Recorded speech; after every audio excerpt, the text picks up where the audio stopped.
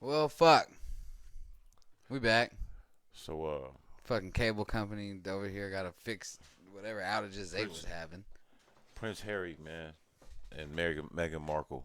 I think what they did was basically textbook hip hop. I think it was a reflection of like hip hop culture being mainstream. Like you know what I'm saying? I like how they held themselves down, Mm. and I think Harry's a gangster because you just went against the whole royal like Went family, against the man. whole Like grain, nigga. that shit's crazy. All because your wife is black and you just like, yo, man, y'all not gonna treat her like that. Y'all not gonna do her like y'all did my mom's. You know what I'm saying? Mm. Yeah, they said she was having like during her pregnancy because of all the like tabloids and nigga chasing her and doing all this wild shit, saying all these rumors. Nigga, she was said she felt suicidal, so she went like they went to the staff and all that. Like I need to go see somebody. It's like no, you can't do that. It'll look bad, Right. right? And it was like, well, he's like, man, my wife needs help. And it was just like, yeah, well, she's not a paid member of the royal family, so we can't do nothing for her. Right. It was just shitting on her, nigga, left and right. Yeah, fuck the royal family. They Like, I ain't guess that shit. like they said she was cool. They was cool with the idea of her because it made them look progressive. And then they was like, wait, you're gonna marry her? And that's when they asked him like, yo, well, what are you gonna do about your kids? What are they gonna look like? Like how dark you think they're gonna be? Oh, fuck that, Trying to man. fuck our family image up, like Right. you know what I'm saying? And that baby light as hell, That's too. what That fam. baby I'm look glad you white said than a that because what I was about to motherfucker. say, I was like, dog. I was telling Baby Shorty, I gonna was be telling Shorty white on the like phone. they look like he red hair too. Look like Man, little baby got red hair. I was telling B on the phone. I was like, the thing is Megan's half black, so and she's light skinned. She's a light skinned half black girl. I'm like, man, her son ain't gonna be that dark. Nigga, his dad is like a ginger. Like, you know what I'm saying? What's the chances of him just being hella dark? Like, he's gonna be darker than his grandma Son and look them. like he white with red hair already. He look like he gonna look Right, like and that Harry. you know how pigmentation is, so he'll probably get a little darker as he gets Right, but older, have red to where hair. you can tell, and he'll have some features where you'll be Hmm. like, oh, okay, you But know what I'm saying? even But Meghan Markle don't have a big nose like a Negro. She got the but little all white girl that's yeah, nose. but that's a racist stereotype, But nigga. All Negroes don't have big nose. no, but I'm saying like feature wise, like you look at my kids, they have black features. They have a bigger nose than No, their mom. They they have got your bigger features, nigga, lips. because you have bigger nose Right. and bigger lips. But I can show you a million black people, nigga, like that don't have big noses. Like you know what I'm saying? So I feel what you're saying though. It's really just simple genetics, but like we as humans have made this shit so complicated. You know what I mean? And sensitive, and like about talking about these things. Right. Dog, I was watching it's this show like what was it Get Up Britain or something? It's like their version of Good Morning America. Yo, Mm. Europe is wild, fam. Like they I love how they give it up, nigga, on daytime television, nigga. They be going in, fam. Right. Like they be yelling and shit, arguing with each other, nigga, like insulting and shit out of each other. Right. They be going in, fam. Like they don't be acting like you know how our news like shit be in the morning, them fake smiles and shit, nigga. Everybody acting like it's a great day every day. Like nah, it don't be like that, nigga. No lighthearted news in the morning over there, nigga. They get right to it. Nah, for real. That shit funny. And I just like seeing like it is a diverse ass place. So it's like it only makes sense. You know what I mean? That the royal family has some more diversity to it. Like it's only a matter of time, right? Unless you're purposely like keeping it something that something other. I don't know. I just think it's interesting, fam. I've always felt like it was interesting, like tapping in with that family, seeing what was going on over there since Diana died, because it was kind of like salacious and all That's that funny shit. that you brought up Harry. I saw something about him talking about that whole situation with his mom and all that shit. About how he dealt with the grief and then decided that he wanted to get the fuck away and his son ain't gonna have no HRH or Right, any bro. type of royal titles and he don't want Right. none of that bullshit for his family because he saw it going down the same path as his That's what he mother's. said. He also said that like that struck me when you just read between the lines. Hmm. He said he had to go back and do the history. Right. He had to go do the studying. And so that tells me, oh, you learned about what they did to us, fam. You learned about your wife's culture and her ancestral past and what her family went through by being black and of African descent at one point in time. And when you learn that, and then you see, like any biracial couple, like if you dating an Asian woman and Right. you're living in an area where people are racist to Asian women, you're gonna feel that. You Shit, know what I'm some saying? there's like there's black families out there that won't want to fuck with you if you bring a white any type of other race home than a black woman. They're gonna Right. be making And fun of her the whole time, looking at her funny or not. well, I'm gonna be honest with you. I've never seen that. Like I've seen like the comments, like the jokes, like, "Oh, you brought the white? Which one of y'all brought that white girl here?" But I've never seen like, and I'm not speaking for all black people. I can't. Right. And you know what I mean. There's idiots in every culture, but I just never seen like I've seen black women that probably didn't want their kids to date a white girl. Right. But when she came to the house, They was cool she with wouldn't it. know that. Like, you know what I'm saying? They just kind of was like, "Won't you?" But there's just I mean, I don't think that's racism though, because I don't think it's racist if an Italian father looks at his beautiful Italian daughter and was just like, "I want you to date a nice Italian guy." Mm-hmm. Nigga, he's Italian. Like, what the fuck is bad about that? Now, Right. where it gets bad is if she dates a black guy or a Jewish guy or something, and you won't accept him, or like, you know. And there's some of there's that. families a lot of out that. there like You know that. what I mean? But America came as with tribalism. Right. Once the new America. Right. Once the new America and the European immigrants got here, and they brung their tribalism here as well, and then you already had tribalism with some Native American tribes and some of the black tribes that was already here from Africa. That's just like the history of this. So it's gonna be some of that. It's gonna be the a part where it's just like well, we just want to stick together and stick to our kind. I don't think Right. that's necessarily racist. Right. I think it's racist when you have a son that brings a white girl home and you disown him. Yeah, that's and racist you treat as his fuck. kids different. That's the issue. But even then, it gets conflicting because it's like, yo, the motherfuckers was slaves in this country. Like, right. so there is some older black women that, like, when they say that to their sons, they're not They saying mean it that from shit. a place of hatred towards white people. Mm-hmm. They're saying it like, I don't want you dead. I don't want you to lose. Yeah, like, we don't know what's gonna We don't happen. know what's gonna happen. They're fearful Right. of their sons dating Especially white if they women. live in the South. Bro, they're fearful of that shit. Like, you can get killed doing that. Right. That's one of the main things they killed you for back in the day, was trying to do that. So that's where some of that comes from too. So it's just a fucked up cycle. But it's cool to see young people breaking that. You know what I mean? Right. But I've always felt like that. A person should be able to like be proud of. I'm not mad at no white. I have white girlfriends that I know that only have dated white guys, and I've never looked at them as like they're racist because they never had a black boyfriend. It's like, shit, nigga, you're white. Ain't nothing wrong with that. Right. Shit. What we got next on that good old Daquito?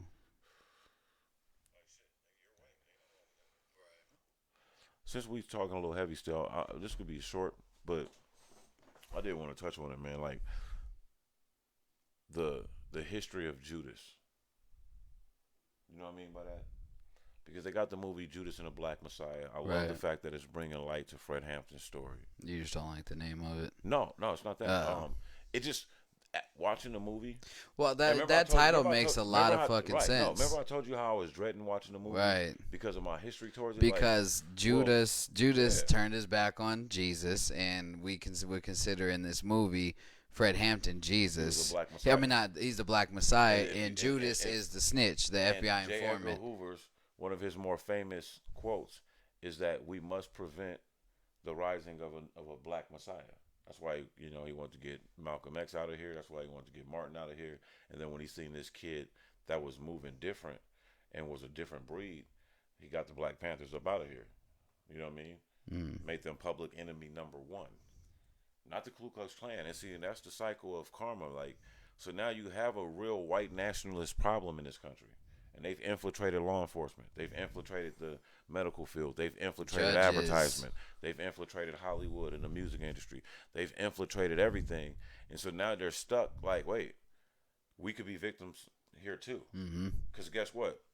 The majority of Congress is still non-African American, still non-minority, still you know what I mean? Right. So there was a lot of white people that was like, shit, they're coming to kill me. And they felt a fear that a certain part of this culture and community fears and deals with every day.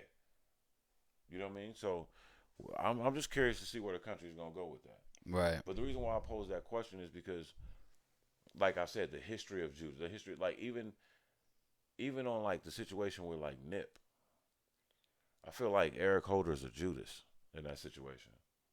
You know what I'm saying? Like, you can just go on and on about like where like, there's someone on the rise. There's someone that brings great deference and like great importance to a community. Right. And through like frivolous, jealous things, like envy and arrogance, someone ends up taking them from us. Shit's wild. You know what I'm saying? And it's just something to think about. Like, You gotta, what's fucking crazy is we have to watch who we call our black messiahs and all that shit out there because we'll fuck around and get them killed. If enough people chant that shit and enough fucking movement is made, you gotta watch. And I get it. We want to put our best people to the forefront, but no, you gotta. But sometimes we're putting their lives at risk when we do that because the next Malcolm X, the next Martin Luther King, they're here, but some of them are too scared to be what their true calling is because they know they're not ready to be the martyr yet. They're not ready. They're not ready to be the martyr yet. You know what I'm saying? They're not ready to.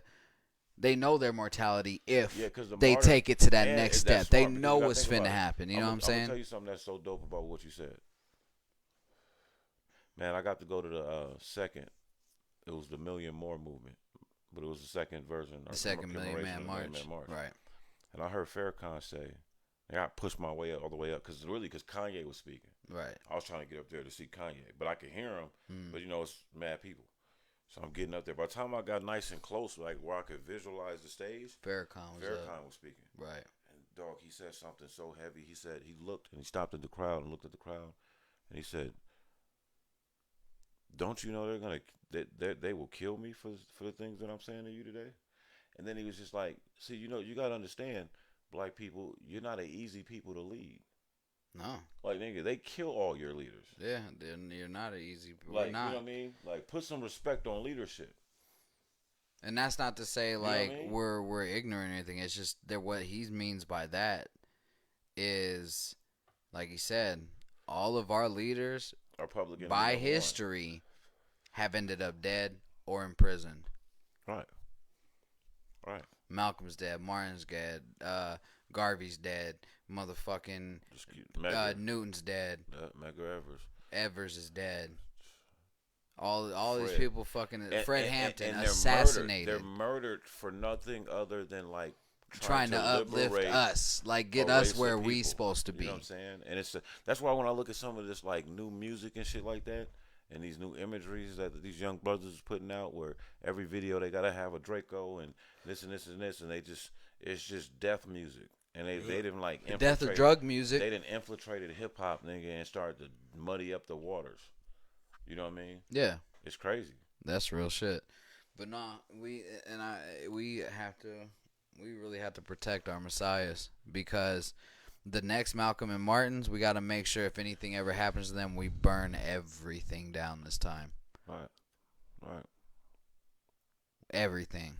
And I think that if we ever see those two type of people again, the Garveys, Malcolms, Martins, any of them, and they get murdered because they did what they were supposed to do, if Faircon dies, we better burn this motherfucker down. Because I don't give a fuck if you don't 100% agree with murdered or not dies. If he gets murdered, if he dies. Oh, if it's some mysterious shit. Mm-hmm. Or a straight assassination. They've already tried, right. several times. If he dies, or if it's a straight assassination, burn this motherfucker down, because that is our current Malcolm and Martin right now. You may not agree with everything that he says, but black people, you better understand everything he says is for us. The reason you don't agree with it is because he's talking about you in a way that you don't want to hear yourself talked about. Right. And there's things about Faircon has said that resonated with me, like, damn, I hate that he just said that about me. It's true. But it's true what he's saying. One thing you got to say about the Honorable Louis Faircon is he speaks truth to power. He tells you what you need to hear.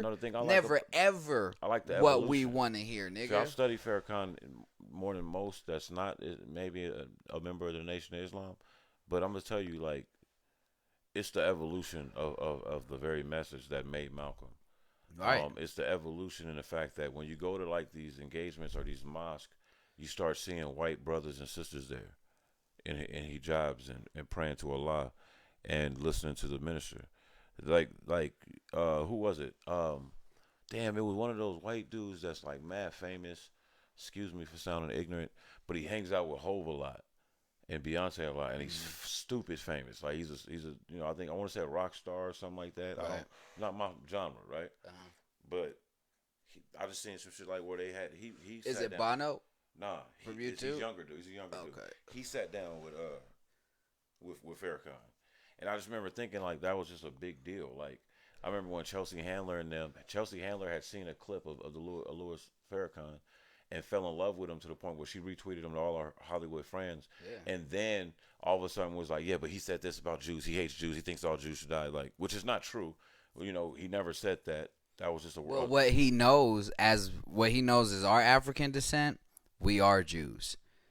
Jews. Well, no, that's not why. What I've heard about that. Not even he wasn't. It wasn't even Not a even thing from of him. That. It was, what it I've was just a what thing I've of- heard from like Muslim. They said that it was accusing him of being anti-Semitic. Yeah, and but what I've that's all. partly heard from African history and some Muslim doctrine is that the reason they call them Jews is because they're not the real Jewish people. We are. That's why they get called Jews. And I'm not being anti-Semitic. This is where it gets dangerous. I'm not trying to be anti-Semitic. I'm not this is where it saying. gets dangerous. You don't, in my opinion. I'm saying what I've heard. No, I get you. You know what I'm saying? I'm So just responding to that. Like, right. This is where it gets dangerous. As humans, we can love God. We can love our Creator. We can love our spirituality. Right. We can love Mother Nature, but we're not it. No, we're not. So it's very important. Like when you start saying, "Oh, well, we're the real Jews," and they're not the real Jews.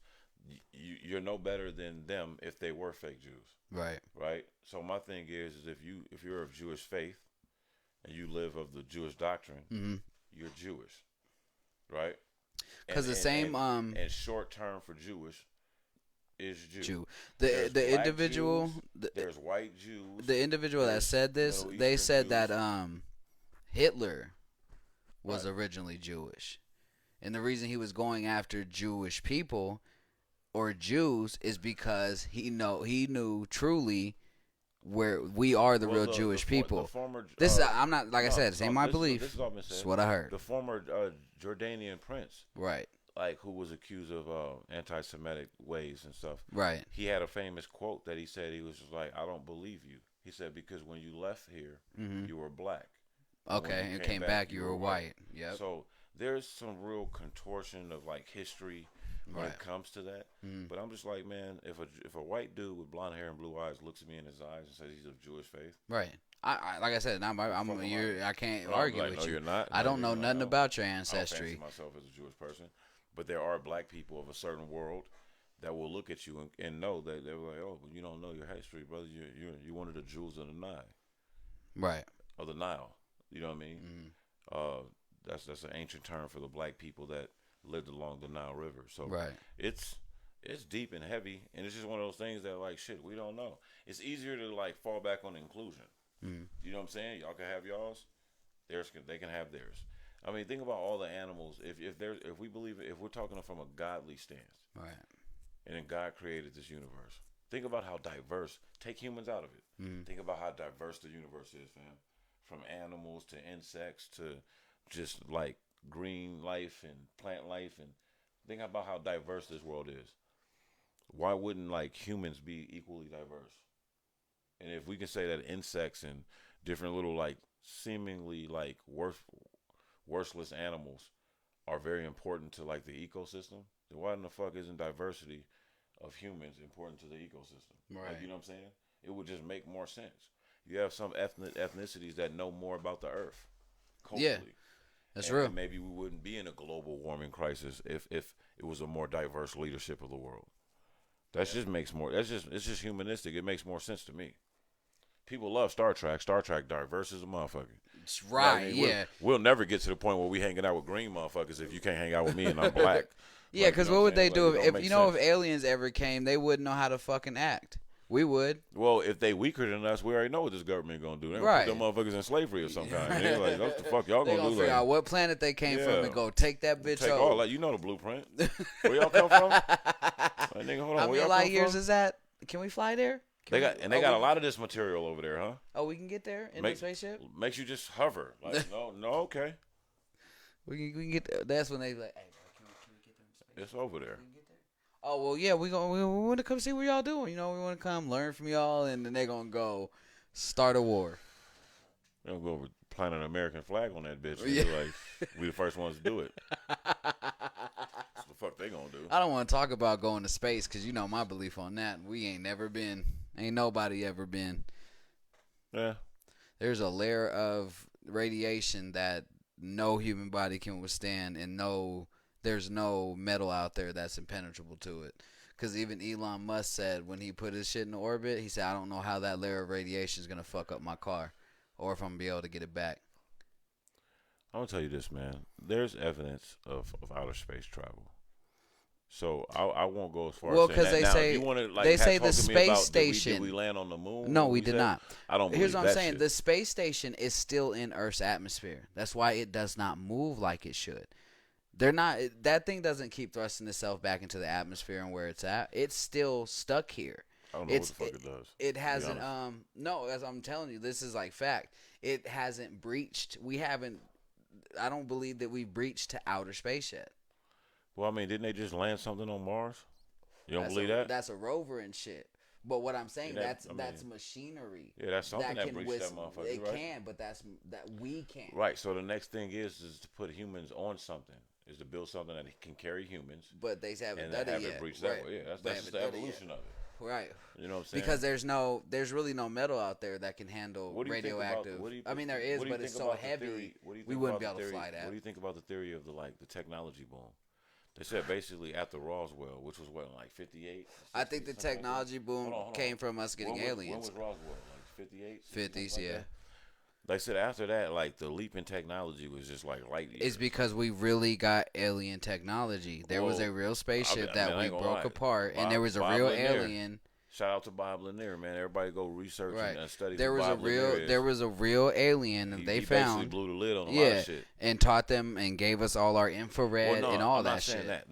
This is what based off the dude that has had interaction. Bob Lanier. Oh, the dude that everybody.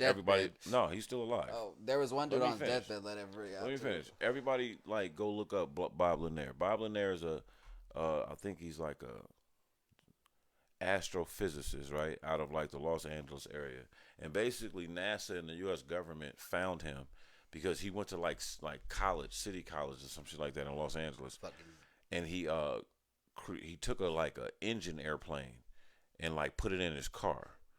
And would just drive around like Santa Monica or some shit like that. And he was known as like this wacky guy that was like hella brilliant and shit like that. So they brought him out. He got this job. He ended up losing his wife. It gets deep all over this shit. His wife thought he was cheating on him because the shit was so top secret. He couldn't. Yeah, you can't tell nobody nothing. So what happened is like they had it all separated. They had the spaceship. They had the aliens, right? The people the people that was in the craft or whatever, like the beings, the extraterrestrial beings.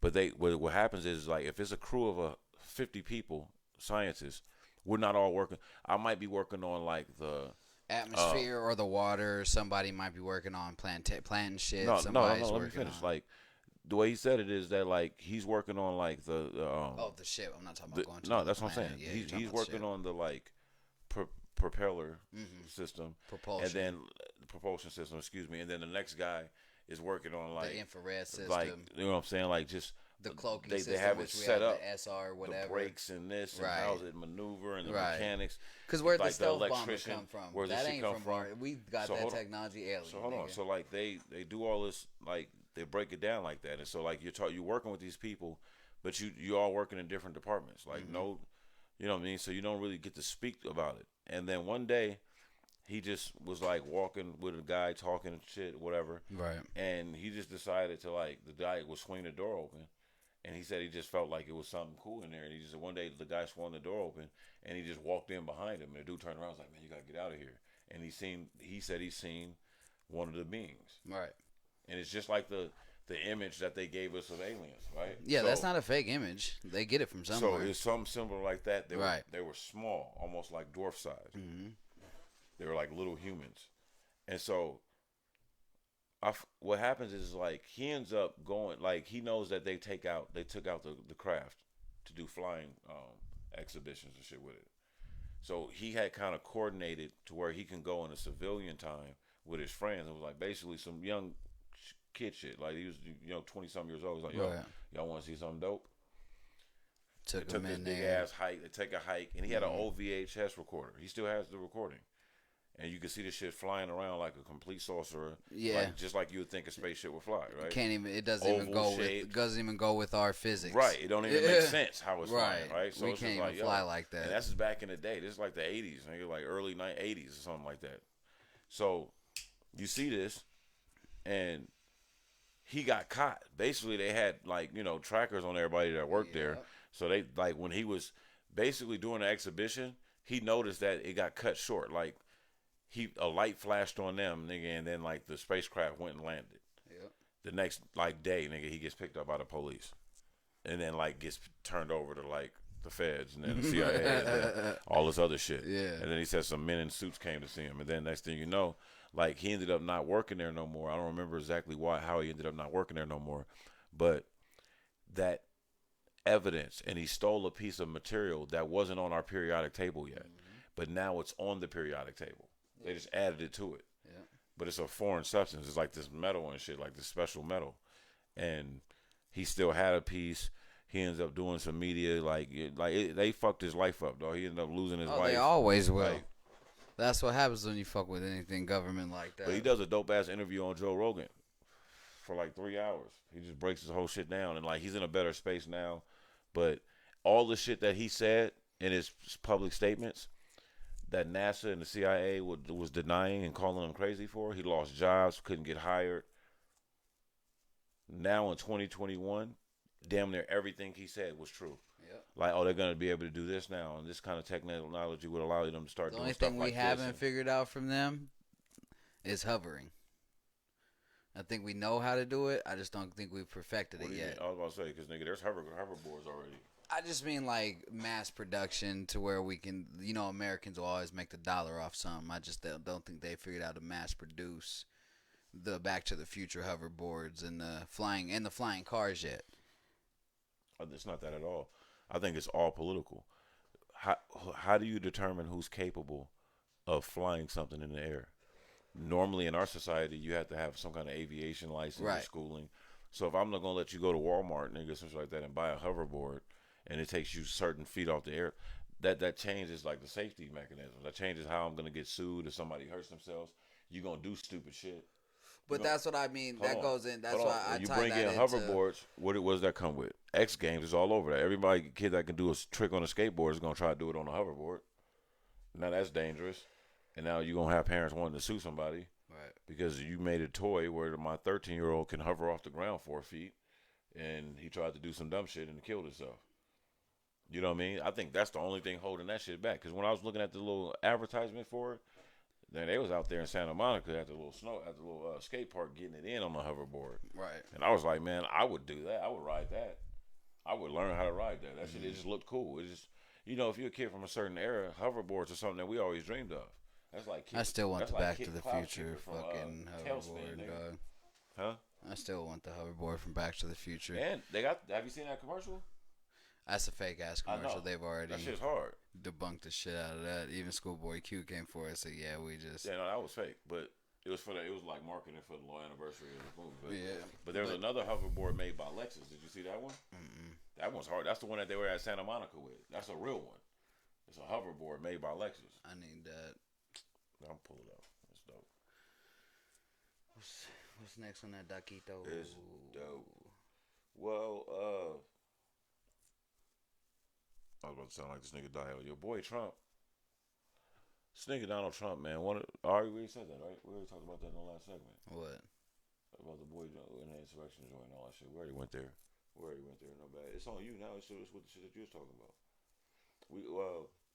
Did we? I don't think we touched Trump. Hove did the Square deal with Tidal. I know that was a big thing. The what? That Square deal, the Square brand. Bought a majority stake in Tidal. Hove still owns a percentage. And all the artists that started with them still own their share, and their share just went up. They made a lot of money too. Right. They didn't make as much as Hove, but they made a lot of money, and they still own their shit. Right. So as it grows, they're still gonna grow with it. The Nicki Minaj's, the Kanye's, all the people, J. Cole's, the people that started it with them. Hove gets off top 279. I believe it was 200. No, I think it was 290. It was 297 million off top, and then what the important part of this deal is Hove now is was named to the board of Square. So Square owns, I believe, I believe they own Cash App and a whole bunch of other shit. Square owns a lot of shit. You know they what I'm saying? came out of nowhere. So now Hove is on the board. You know, it's famous like that. Like Kanye did a big deal with Adidas, brung Adidas out of the black or out of the red. Got Gap back popping with his new line coming from Gap, and neither one of those brands would name him to the board. Right. That's how prestigious it is. They're like, hey, fuck you. You ain't getting that. You know what I'm saying? That's why he was like, man, I don't know. They do him like that everywhere, dog. That's just so they do like people like that a lot, though. Especially when you're trying to be. You can't go to you got to be like Hov and go to Puma. Especially when you're trying to be the first. Right. You know what I'm saying? Had Kanye went to Puma, but see what Hov and Kanye is doing is there. Yeah, you're right. I mean, it had Kanye went to Puma, he'd be on that board. If Yeezy was a Puma brand, or if Kanye was more business savvy in terms of like, I'm not giving you this unless I'm on the board. Right.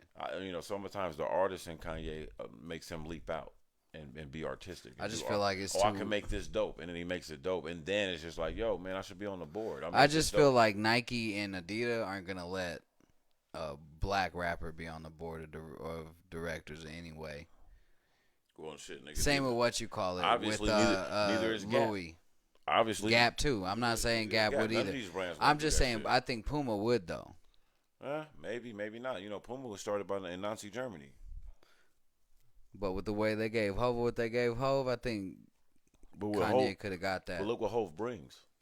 No, but Kanye would have brought that with shoes. Listen to me. They go into business. They went into business with Hov, and all of a sudden, damn near every young talent nigga coming out the draft that year signed a deal with Puma. Didn't go with Nike. Didn't go with Adidas. They went with Puma. And part of that is his whole ambiance. Like when you sign with Hov and you got to go to the little party for the business, a nigga Beyonce might be there. Right. You have to go there, or you want to go with the old 79-year-old white dude that's treating you like something he bought.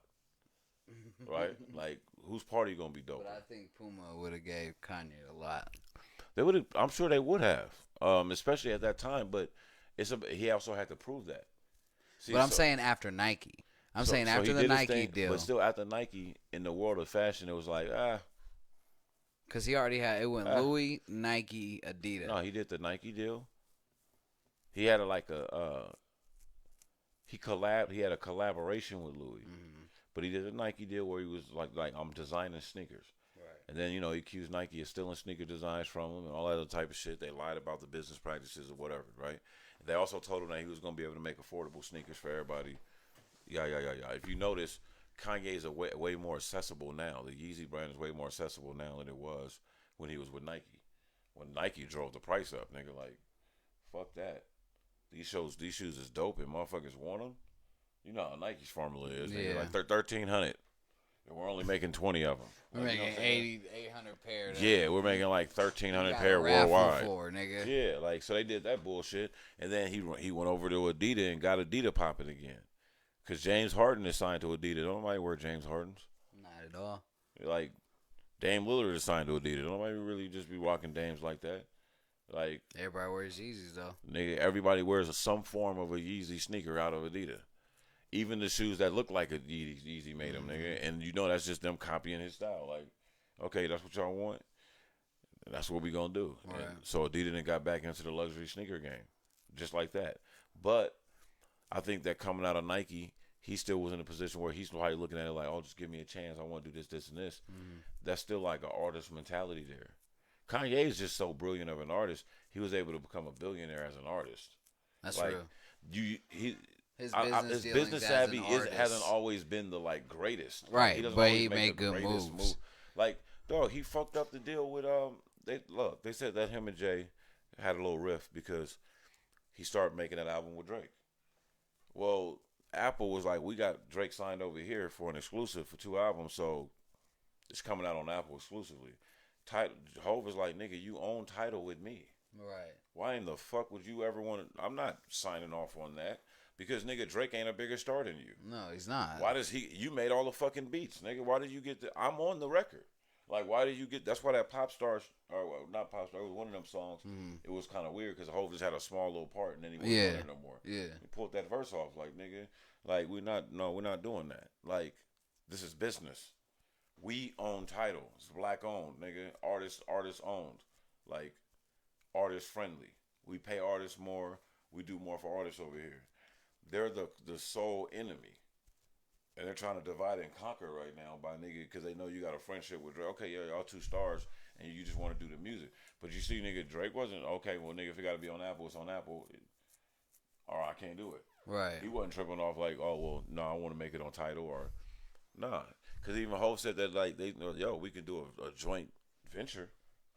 Right, yeah, like yeah, 50-50. yeah. Like, 50-50, well, right. why in the fuck would I give you a 60-40, 70-30 split for Kanye and Drake, especially at that time? Right. Like, what do you know? This is before Kanye fell off the, like, hip-hop wagon Right. and started getting on the gospel. This is when he was still, like, Kanye, so that don't make sense. I don't care how good that album is, nigga. It's not coming out. If that's the terms, Apple moved on. They don't fuck about the culture. They don't care if the culture needs this. Like, nigga, that's only Hov. Apple has every genre of music. Only I mean, Hov, Tidal does push too. hip-hop. But yeah, they push everything else. Tidal has every genre of music, but they push hip hop. They push hip hop, like, right? I don't care on who you are. On Apple's front page, it's not. Right, it's bro. not. You rap gotta albums. be Hov or somebody to Right, be good push. And that's new because he just started letting them put his shit on there. And that's what, like, I remember, like, Joe and them was talking about that. I'm like, oh, maybe he is about to sell some stake in Tidal, because all of a sudden, like, you can start seeing Hov on Spotify, and because him and Beyonce wasn't on none of that shit. They was only on Tidal. You gotta come over here and buy it. Mm-hmm. And they built that shit up. They bought that shit for like 48 mil. He just got 300 million basically, nigga, off the top, and still owns some, and still on the board, and you on the board of the big company that bought it. Right. That's a chess move, like, you know what I'm saying?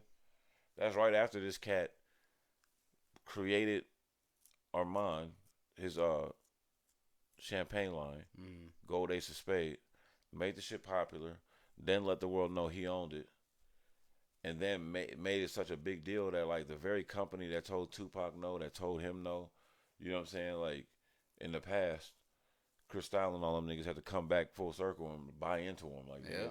Yo, nigga, y'all killing it. And we seeing these gold bottles everywhere. Making us look bad. Right, nigga, like, Chris who? Niggas don't talk about Cristal right, in no songs no more. Shit out of here, nigga. Y'all don't want us drinking y'all shit, all right. Bye. But now I see your shit in Safeway. Now you can go get some Cristal at Albertsons and shit, nigga. Because they didn't want black people in hip-hop drinking their shit. Right. That just goes to show you the buying power of the culture. Mm-hmm. It shows you how the culture moves. Like, you know what I'm saying? Like, it's different now. Shut your ass down quick.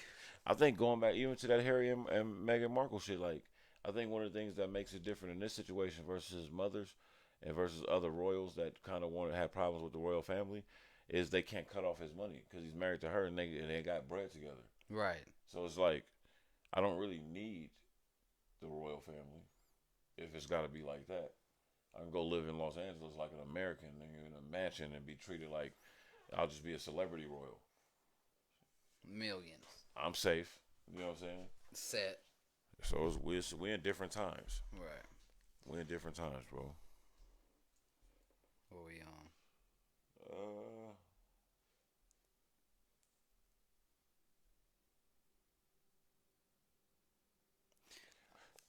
So I'm pretty sure the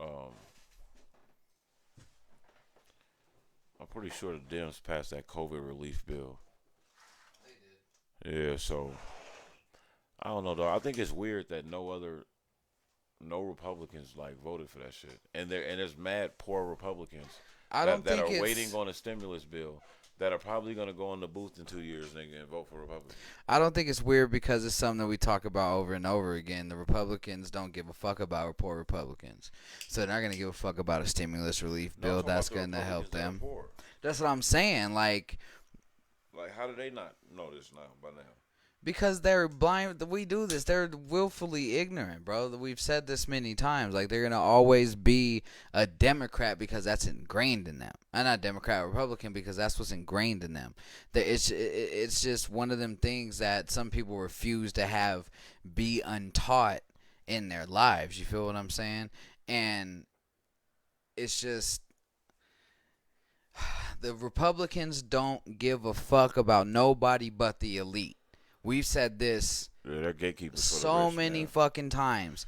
And for the fact that They got off the whole there are still rich poverty-stricken motherfuckers. Republicans that buy into trickle-down economics, that feel like if the higher-ups get more money, you're gonna get more money. You guys please do the fucking research. Yes, I do. I think it's something way more Please do sinister the than that. research and fucking understand they don't give a fuck about you, me, him, your mama, the motherfucking Mexicans down the street, the natives down the street, the fucking Indians down the can I call it Hindus? Not a negative term, right? The Hindus down the street. I think it boils down to like just you know sheer. What I'm saying? Like they don't racism. give a fuck. No, I think it boils down to something way more sinister than that. I think it. And yeah, if you're still comes down voting to- Republican, you are a racist. You're right. That are economically challenged. Yeah. That needs the system for assistance to an extent, which a lot of white poor people are. They hate that. What happens is like they allow for like a race baiting politician to rile them up and blind them with their disdain, hate for others. Right. To where they're voting against their own needs. And that's another thing that like Fred Hampton was dope at, is that like he's documented into going into like white Southern communities and getting enough of them to agree, like, yeah, man, we should link up with these dudes. Like, Right. I don't gotta like that. I don't gotta like offer my daughter to you, nigga. No. But at the same time, we have a common enemy. We have a common enemy. We have a common goal. Right. Like we just want to see our people have the American dream. Exactly. Like, you know what I'm saying? It's all sides want. But it's like, it is what it is. It is, if you're still Republican pretty much in the year 2021, you're a racist in some way, shape, form, or fashion. At the very least, you're a classist. And you don't even understand that you're not even in the position to be a classist. You're not an elite. You're not even upper middle class, because upper middle class barely exists. See, that's the thing I used to always say, is like when wealthy people, it comes out that a wealthy millionaire or billionaire voted for a Republican person or backed them. Dog, I don't care even no matter what nationality you are. I'm never as upset. That shit, I gotta refill it when I get to the house. I'm never fully upset like with that, because I kind of can get that. There's logic in that. Okay, you're a wealthy person, Right. Even if you're self-made or if it's inherited wealth, you want to hold on to your wealth. We always know rich people don't spend money, like they say, right? Rich people don't buy shit. Yeah. Well, they hoard their money. Okay, well I get that. I'm cut to understand that. Definitely. It's the fact that like it's when people like, yo, fam, we went to school together. We went to the poor school, and you're talking that Republican shit to me. Right. Like, yo, fam, I've been to your house. I don't understand it. Son, I've been to your house, and you're telling me that y'all Republican? Like, what is it about them? And when you see it and you look at it, the only thing you can equate it to is the dismissive politics, the divisive politics, the exclusive like politics, where it's just like, hey, this is for the elite, this is for us. Right. You know, it's like you're okay because they're gatekeepers of white supremacy, and that's what this society is starting to show us now. Like, if you're on that side and you're still voting there, and you're not worth a couple M's, we know who you are. because now you can't say it's because of your money. Like, It's not. But I don't want to, Because you're not making any money through the fucking economic system that they are trying to put together for you. The Democratic side. Every time. And again, this is not a OD to the Democrats, because we on their ass. For Like, real. they got to do everything they said they're going to do. They owe black people.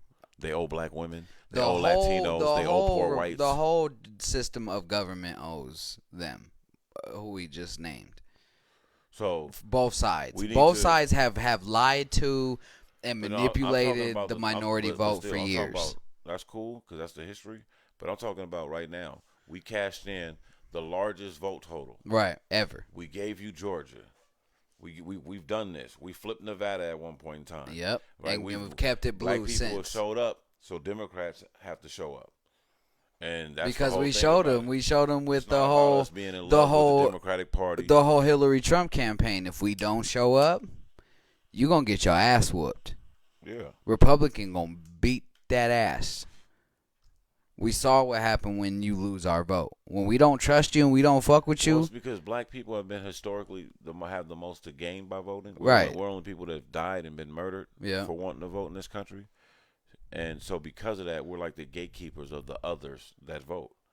They always try to make it seem like, oh, black people got to vote. If they vote, their lives will be better. But black people vote more than anybody, statistically speaking. And our lives have But marginally now got we've better, gotten if to a that. point where we have some leadership. We have people that look like us in those halls of Congress and in the Senate. Right. And the pressure is there. They're reminding Joe Biden every day, don't forget who the fuck got you in office. For real. Both times. Right. And now you got an AOC in there talking her shit, probably in his ear every day. Queen. And Kamala every day. Both them queens in his ear like, hey, Come on. Don't fuck up. And remember all that shit we said. Kamala got at him during the debate when she was running for president. Yeah. About the 94 crime bill, about all that type of shit. So, those conversations have been had for him to pick her as his vice president and running mate. He's the oldest president we've ever had, I think. That conversation has been had. Yeah. And for him to pick her knowing that it's a chance she could become president. She probably will. It says a lot. I'm not saying like naturally. I'm saying like, if something happened to him. Right. Like you see how people age in the presidency. Mm-hmm. He's already old. Doc, Obama went from young to a full head of black hair, no wrinkles, to at the end of that 8-year term, hella gray hair, wrinkles. Nigga got more little dark spots on his face and shit. And Obama inherited America at a fucked up time. And got us back to... Inherited one of the worst economies in American history. And he got us back to prominence. And then, Donald Trump came in and rode the wave off that economy. And then God don't like ugly, so COVID happened. Right. So he wasn't able to get credit for some economy that a person that he didn't even believe was an American citizen created for us. So, it's just in the proof is in the pudding, man. Like, in my lifetime, when Democrats leave the country is usually in better hands. Yep. I can attest to that. I'm just saying that, like, the minimum wage and shit like that, usually if it's going to go up, that's when it's going to go up. Gas prices is usually more affordable. Like, there's usually more jobs. Shit, gas prices have kind of risen lately, though. I would say that. Yeah. So, it's crazy, man. It's crazy. But you had some entertainment news you want to talk. You want to start with Soldier, Yachty, 6ix9ine. What you want to do? Yes, what you want to get off. But we didn't get into it last joint. So, we're going to touch on something we've already touched on. The T.I. Tiny scandals got a few more people stepping forward, including a woman by the name of... Hold on, let me go ahead and get her name. So when you say stepping forward, they're coming through and accusing them of sexual allegations as well? Yep. They're saying that Sabrina Peterson, Tiny's former friend, sometime in, I don't know, they didn't specify the year, sometime in January of some year, she accuses Tip of putting a gun to her head in front of children. Is there a picture of her? Yeah. That's her. She got a mask on. It says she's being painted to be the villain all the time. She's never called the cops on her for what happened or anything. And they're saying she's one of like 7 more that have stepped up on top of the 5 that were already. But there's a flip side to this because the prosecution, or what would they be, the defense, the prosecution isn't bringing forward the names of any of these witnesses, which in a court case they have to do because you have to have a chance to let the other side mount a defense against it. You feel me? Right. So there's shade in it.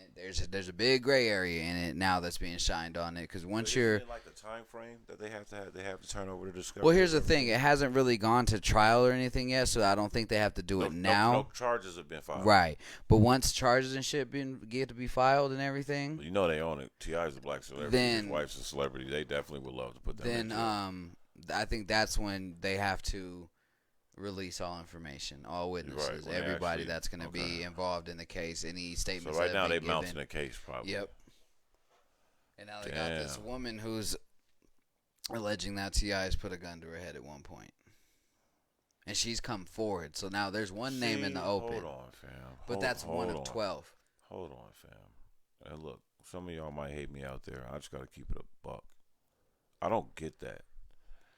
If a nigga put a gun in my face 6 months ago, I think I lost my turn to speak. Nigga. That's just me. Yeah, there's like a I'm statute not, of limitations. No, because there's even a statute of limitation on when you can call the police. That's what I'm saying. I'm not even like, you know what I'm saying? I'm not caping for T.I. and Tiny. Not at I'm all. not on no celebrity like We don't know defense all shit. the ins and outs, but I don't know none of these motherfuckers involved. Right. And if they did something wrong to these women, first and foremost, I mean, they deserve everything that will come. Right. And I hope that justice is served. But just for like the conversation piece or purposes, fam, this is what they did. Like that's what was iffy about the Bill Cosby and some of this R. Kelly shit. When you start thinking about it, it's you just bring like, all these years later, the people are coming forward. At what point in time do you lose credibility for waiting so long? Motherfuckers wait till Michael Jackson dies to do something else on him. A multi-millionaire celebrity, literally like T.I. a while ago, puts a gun to your head in an altercation. You don't call the police. You don't tell them like, yo, I need 20,000 or I'm doing this or whatever you do. Whether you want to get some money out of it or you just want to, justice. If you didn't want it then, why do you want it now? Why now when it all starts with one? When one person says, hey, they were inappropriate with me. That's how that Me Too now movement all of a started. Sudden it's just like, oh, yeah, well, you know what? He was inappropriate with me too. I mean, I don't know. And then, like, fam. what's the thin line? What's the thin line on inappropriate, too? Well, inappropriate is inappropriate. But hold on, though. Like, okay, how much of this was consented on you? Now, not the gun pointing on your head. Getting the gun pointed at you. If that happened, there was no warranting that. Well, that's what saying that happened, right? That's all that happened, right? He put a gun on her? With her, but I'm talking about the other victims who came forward and said there was all types of drugs put in cups and all that type of shit, right? Now, who's to say you were at a party, you got turned? Don't take it as I'm downplaying anything. I'm telling you, they're playing devil's advocate right now. Who's to say you just didn't come through, get turned out? So maybe somebody found out that you didn't want to find out. Now your name's out there wrong and shit like that. Now we're going to turn into something else. That has happened. We've seen that happen with famous celebrities many times when consensual sexual acts become non-consensual because a dollar sign is presented or somebody's embarrassed because it got out. Okay, so let me spin to that. That's an interesting take. When I seen the story, what I get from it is more like, and we're just throwing shit at the wall right now, people. We don't know anything. But look, say, T.I. or his wife, Tiny, go to the strip club. They said, and they got an open relationship, obviously, right? Or they like the menage thing, right? So they getting it how they live. They go to the strip clubs. They go out. They party. They big time stars. They see a shorty that they like, think is cute. They approach them. Boom, boom, boom. That's what we doing. Come to the crib tonight. Come with us. Right. Right? It's drinks. It's drugs. It's everything going on. It's a party. And then, so sometimes people like just off the vibe of celebrities and off the vibe of certain people. Like the vibe happens. Something go down. Like, I'm not saying if they were forcibly raped or anything like that. That's obviously a thing. That's what it is. If that's what they're saying, then you got to go to trial and defend yourself. Right. But, innuendo is dangerous, too, because, now Shorty is there. She was just a waitress at the spot y'all ate at a couple hours ago. Right. Now she's kicking it with Or T.I. She's a waitress at the strip club. She don't even strip or nothing. She's kicking it with T.I. or something like that. She, boom, nigga, get knocked, get cracked or whatever. Right. Something happens. And then the ambiance is gone, like the limelight is gone, and now you just back to your normal life, and you're looking at it like, yo, they used me. I didn't get nothing out of that. I didn't get nothing out of that. Right. I feel disgusting. Now I want something out of that. Now it's just like, maybe even I want something out of that. But why so many years when later? one person comes out and tells a similar story, I was gonna say it's just like, damn, or like that's what happened to me. Like, right. You're not gonna get nothing ain't nothing happened to you that didn't happen to me. Right. And then now you bring it up, and people are clout chasing like that. Oh well, and now. Bitches that like was perfectly down, excuse my language, women that was perfectly down to go and have a menage with this want to have a problem. Now they bringing it up. Oh yeah, I went and party with them too, and he was hella aggressive and like so. Now you got to separate all these willing partners from the ones that may have got there that was kind of skeptical but went through it anyways, and maybe they were scared, and maybe they felt like they had to, or maybe they thought they were gonna get something out of it and on their own and that's overthought it. No, we said that. But what if bitch? What if they just? What if you're young right. Adult, you're getting jazzed up, and you're kind of at that moment like where I don't know if I should, and you're a little nervous, like no, come on, baby, come sit over here. Right. And the next thing you know, you're doing something that you semi don't want to do, and afterwards you feel bad, and then Right. you start thinking of ways that they should have saved you of not doing that. Then you Right. start thinking of the fact that, hey, really, I'm only 19, but they met you at a 21 and older environment, and that's But what a lot one of of people don't know the about strip well, clubs. A here's lot the of niggas thing. don't know when they go in the strip club that most places a girl only has to be 18. Here's the but you thing gotta be too. 21 to But get in here's the there. thing too. So One when of the you crack, the hold on, when you alleged. crack these strippers and you take them home, a lot of times when you rich and you taking 5-10 strippers home with you, You don't know anything. the or who they statistics are. say at least 2 of them is underage. And here's the other thing You know is, what I'm but saying? they say one of the girls was 17. But where was she at when she met them? I don't know. It doesn't. Now, it if doesn't, T.I. and Tiny picked this 17-year-old up at fucking McDonald's or walking home from school Right. or at their kid's fucking basketball game, okay, we got to talk about that. But if they were at the nightclub or if they were at the fucking strip club Right. and she was on stage twerking and making out with Tiny while they was popping big bottles and she was making thousands of dollars and they was like, "Miss, you bad, you cute, you fun, come back to the house." Come to the and house. she was like, "Yep." And they was like, "Okay, we're gonna have y'all dance at the house." And they throwing bands at the house and then one Right. thing lead to another. She done made hella money, but now the money is gone and she's looking up or shit gets funny. Right. And then she is young. Or now let's take it this way. She's telling her friends and it gets out to one of her parents that she had this yeah. excursion, but she's only 18. Yep. Fuck you mean you was with T.I. and Tiny and you did this and you did And let the parents be know, semi-wealthy bro. or something, or even not. You can take that to most lawyers and be like, Right. "Oh, we running with that." Right, bro. The DA Oh, it's don't T.I. and Tiny. The Oh DA yeah, don't like we T.I. running. nigga in Atlanta. Right. But And yeah, it sound like we caping for him, but like no, we're not caping for him. I'm just saying like the variables of how easy these things can happen, and that's why Right. like people that have celebrity, that have fame, you don't know what your aura does to people. So in that moment, like oh my god, nigga, Somebody might you be got willing to big do a ass lot. security around you and shit. They might that woman chains on, diamonds nigga, glistening, big guns and shit. Like they just seeing that. Like well, bands, damn, this nigga's bottles. powerful. Right. My boss, that's normally a dick, nigga, found out that he liked me and like sent me to VIP and did all Yeah. this and was like cool. It's just a lot to take in. And if Right. you're between 17 and 19, you can get caught up in that real easy and be Yeah. sucking a dick that you don't want to suck. Excuse my language. Getting fucked by somebody you don't want to get fucked, and now you regret that shit, and your feelings is all fucked up. Like, are Yeah. you a victim or are you not a victim? Because as an adult, Now there's that thin line. but as an adult, we have a responsibility as adult men right. that if we're gonna do adult things with our woman, that we make sure that everybody's an adult. It's consensual. So sometimes it might not be best, even though it seems like it's easier to find that chick out the strip club. Right. It might not be best to because there are strip clubs that have women on the stage Underage. that are underage all across America. Some of them are not even there because they want to be. There's a pimp making them go to Yeah, work there's a every day. pimp sitting So somewhere now, in the lurch okay, for let's that add shit. that. Now, nigga, one of the 13 girls you done brought back to the mansion to kick it and do drug shit and rock and roll shit is really, nigga, a whore, nigga, excuse my language. Who had to go. She had to has go a get pimp that bread. made her go. Right. And now she done came back to her pimp and was like, no, we all had sex and had fun, but I didn't get nothing. Now she got to get her ass whooped and all types of shit. Now, if she don't get her ass whooped or something like that, the pimp is like, yo, you gonna go to the station and say that nigga raped you. Yep, that's real too. Yeah, that could What we go talking that about, way nigga? well. This is the yeah. streets, nigga. Yeah. That's T.I. That's a big mark right there. And we in Atlanta, Big Georgia. mark. There's a big pimps in Atlanta, Georgia. Right, yeah. What we talking about?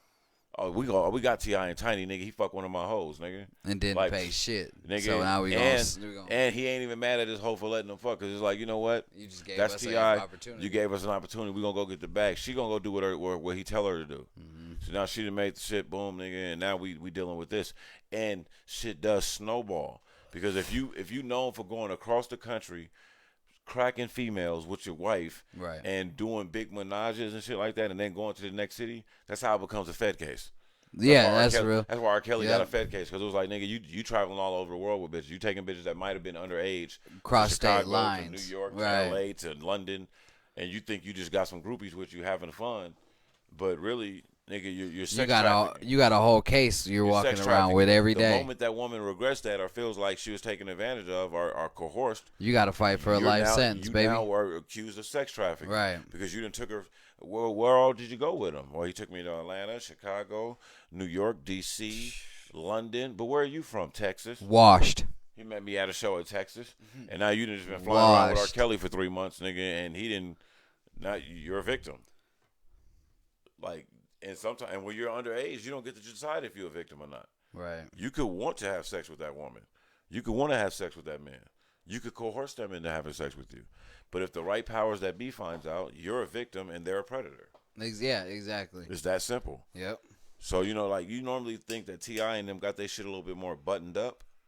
So that's why it's kind of hard for me to believe but, and then he's gotten so much into politics and, he's in that city buying up land and real estate. Right. Hey, man, I don't know. This could be some political shit. That's real too. You This know could what be they some, do. like, yo, You know yeah, what they let's- do when niggas try to get some power, especially celebrity niggas try to get some power. All I know, last I heard of T.I. before all this shit happened, he named one of the banks that got majority of their money off slavery. Yeah.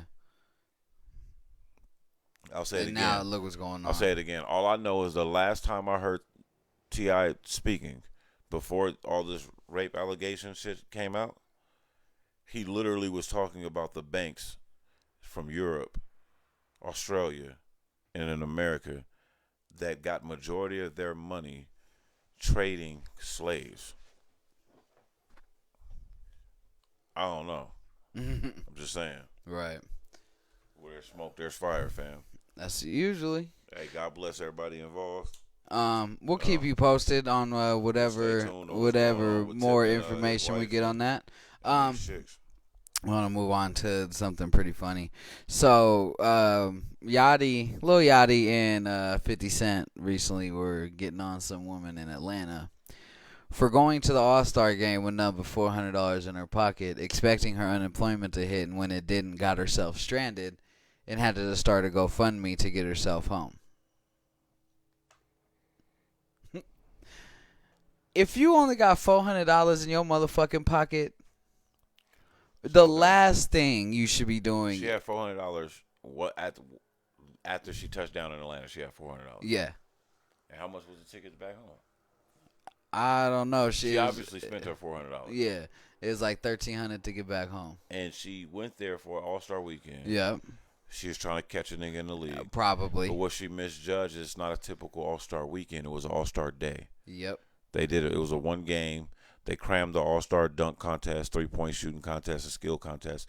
They canceled the rookie-sophomore game. Mm-hmm. So you didn't get the 4 days that you normally would get to catch. You went to a pandemic All-Star game. To catch Dame Lillard walking to the bagel shop or something like that on his off day. You didn't get to catch some of these young dudes walking around your city and going to and the there was club. no after parties and shit like there usually COVID is. got all that shut right. down. So you misjudged and you went out there thinking you was going to catch you a baller. Thought you was going to crack something. And you got stuck. That's funny. I just don't understand how your story got out to the world. Because she started a GoFundMe. Damn. Did she get the money to go home? Mm-hmm. Well, a lot more than the money to get home. Hey, man, we starting to GoFundMe, yo. We got equipment and shit that we need. You know what I'm saying? Like, believe in your family. Because she wanted like $1,300. They say she got like bands. We're starting to GoFundMe, fam. You know what I'm saying? So not only so she ended up cracking something. She got a little bag. It worked. Right. She ended up with more than she went with. To Atlanta. She got the splurge on her little money. Wow. And then she's now at America home. Sent her home. And now she's at home splurging on y'all money. Hey, yeah, we starting to GoFundMe next week, fam. Patreon. Is that not some like wild ass shit? Something. That's like when your homeboy is like, hey, I'm about to dip to LA. You know what I'm saying? You can come if you want. You got like, nigga, I got like 400. He going for like 4 days. It's like, end of the day, okay, I can do it. You find yourself out there day 2. You done blew through that 400 because this nigga done went and he going to eat all the expensive places that you know you can barely afford. You trying to chill with him and live with him. That's nigga. a bad look, man. Right, nigga. We've all seen that shit happen before, nigga. It's not a good spot to be. That's crazy, man. Shout out to Shorty, though, man. All seen that shit happen. She definitely before. is the finesse guy of the week, nigga. We've all been with the nigga on the trip like that before, where the nigga came with you knowing he ain't have enough money to go. Fuck a trip, nigga. Just out on the town. Right. And then you got in front of the strip club, nigga. Like, and it's like, well, you not. Nigga got the cover to get in. It's cool if it's established early. Right, but if you hit me when we get to the city or to the door. I remember a nigga did me like that. Shout out to him. That's still my little nigga. I ain't gonna say no names and shit. My bros was with me, man. Fly Kid YOLO. We was out. And nigga, I get to the joint, like me and my nigga already discussed, I got him. Right. I don't even think the nigga was old enough to get in the strip club yet. So I got him, nigga. We in. And another nigga was with us because he knew fucking with. He's like, yeah, man, we about to go do this. So he's like, oh, I'm riding with y'all. And I ain't peep really like that. Like, Yeah. nigga, okay, well, I can get you in. But past that, you But gotta figure your like, shit I wasn't out. planning on paying for you. But then I remember we got to the door, nigga, like, and it was cracking, and I was just like, man, if I don't pay for him real quick to get in, he's not getting in. He don't have ID. We gonna look like bozos. That nigga didn't have no cash. We gonna Oh look stupid. man, look like straight bozos, like look nigga. like I'm bringing kids into the club. Like, what the fuck is going on? Like, come on, nigga. Right. So yeah, but this is the thing though. Society frowns on that. You're a weak dude if you do that. You're not a man. You need to grow up. You need to, all that, right? Mm-hmm. Women typically can get that shit off. I think they can. Shorty she just didn't do her homework and realized this ain't typical All-Star. This is the All-Star weekend. You stack up and you do your sit-ups. Yeah, and you get your body right. She heard you the do all the shit that you want to do to be the baddest bitch you want to be. You get all that done this All-Star weekend. So next All-Star weekend, when you got 4 days to get you a little point guard or something that just got to the league and is dumb and don't know what to do with his bread, right? You'd have been lit. And what made you only get a fucking now you go one? Back, What? Ain't you shorty that had to right? go fund me? Nah, you out here. What made you only book a one-way ticket? Because she must be bad and realize, you know what? I seen her picture. She isn't. No. Well, she's delusional bad. And that's just as bad as bad. Like, if you think you bad enough, you bad. Nah, she wasn't. So she wasn't even bad enough to. If it was a full weekend, hey, I don't know if she would understand what I'm saying. If you think you bad enough, you're bad. No, I'm just saying. I don't feel like she would have pulled nothing from All-Star Weekend. You don't feel like that, nigga, but she definitely pulls somebody. So, because guess what? She pulled multiple people, nigga. She multiple pulled the people world. Sent her ass home. Right. So she went out there, nigga, had a ball, kicked it. Okay, it's dry. I ain't nagged nothing. And matter of fact, we don't know. She might not have a nigga might not have just flew her home. She could have nagged something.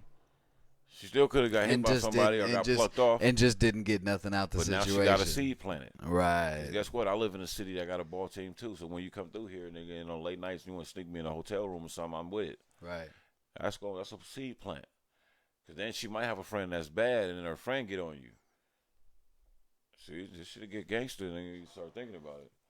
Now her friend on you, and she play it cool, like, oh, I ain't tripping. Go ahead, talk to my girl. Y'all cute. The next thing your girl's extorting, she getting running that bag up, nigga, and they both eating off of it. Right. So it's just cold game out there, man. Cold game. Cold game. Shit's sad that it worked. We out there. It definitely did work. We out there. What do you call rewarding stupidness? We over there rewarding bad behaviors, nigga. Like we really are. Bad habits.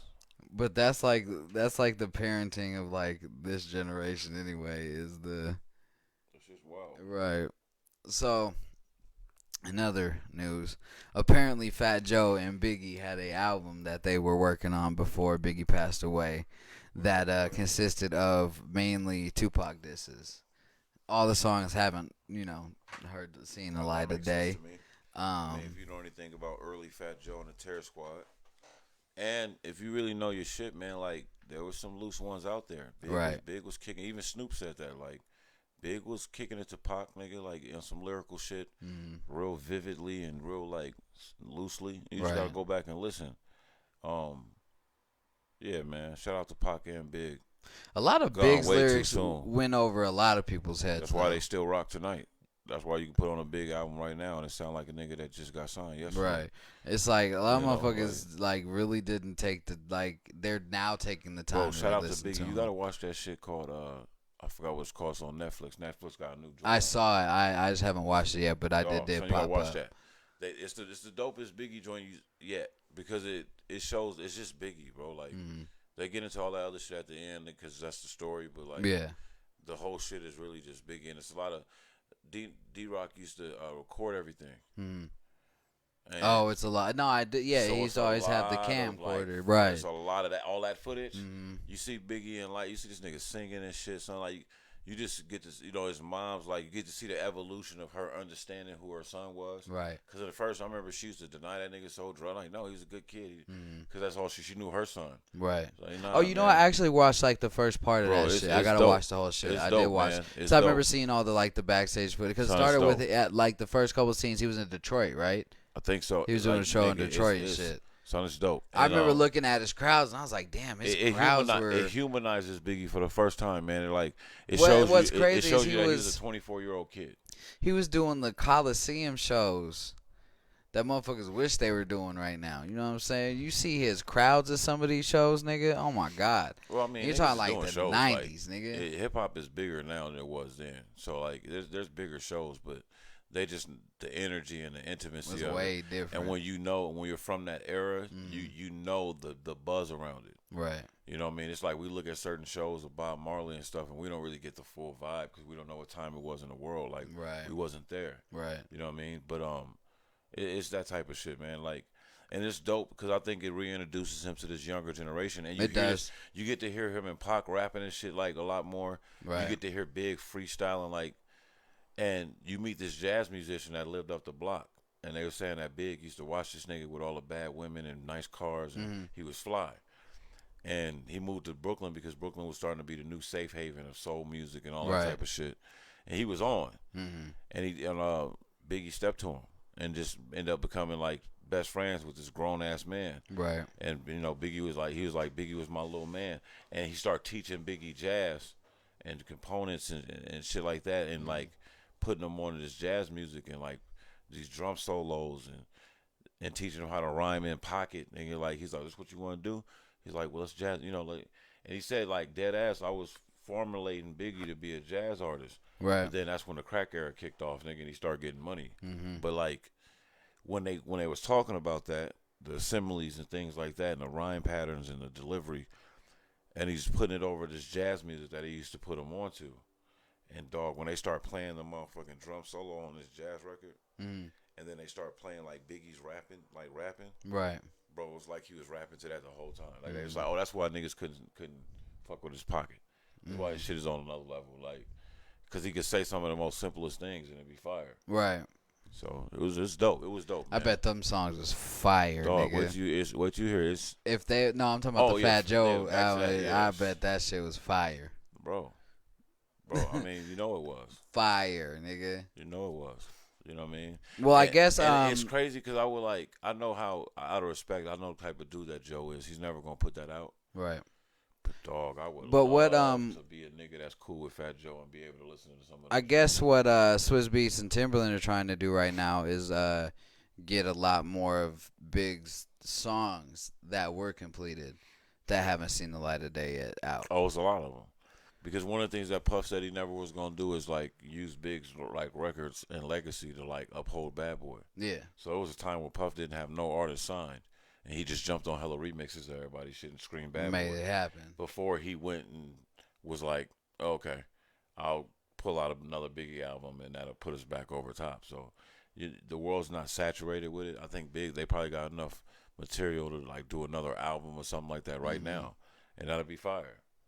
I think that'll be hard. It probably still sound good dog, to this day, nigga. Oh, the shit that had Biggie was different, fam. That cat was light years ahead of his time. And when you think about the fact that in life he only gave us one record.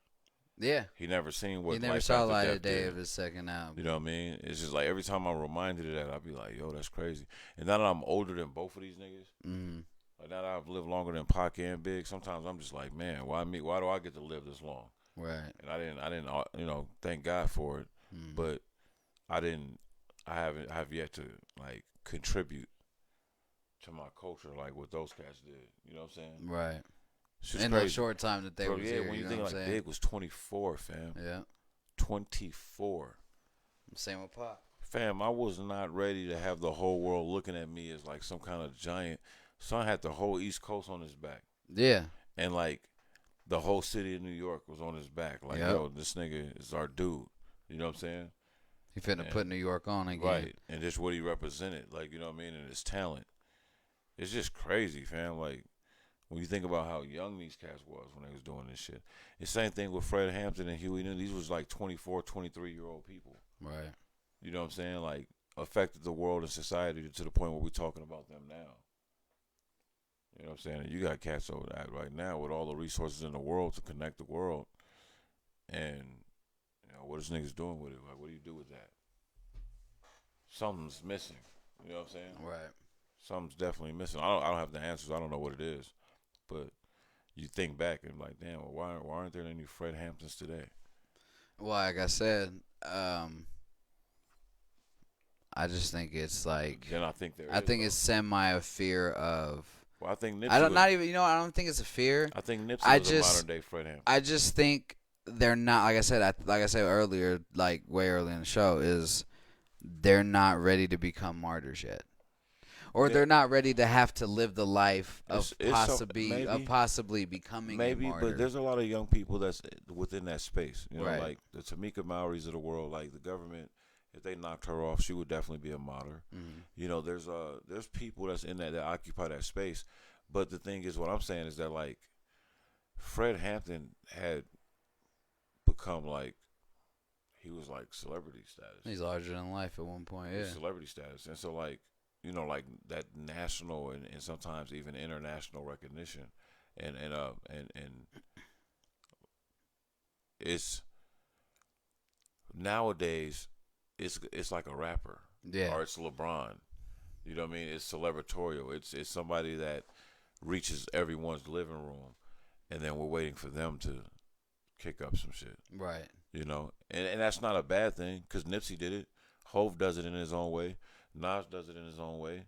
You know, you have people like Talib Kweli and Common and Most Defs of the world and the NWAs of the world that, you know, people, they're getting that message out there, but the embodiment of all that in like one person, that shit is seldom. Like you see that in like a Nip Hustle. You see that like in some people's eyes. You see that in like a Hov. You see that in like certain people that like take on that Colin Kaepernick. Mm-hmm. You know what I mean? Like when you get that embodiment in just like one soul, that's just like, yo, I'm with all this. I could take on all these things, and I have a talent that's undeniable, and I'm willing to leverage that talent for the better of people that look like me. Right. You know what I'm saying?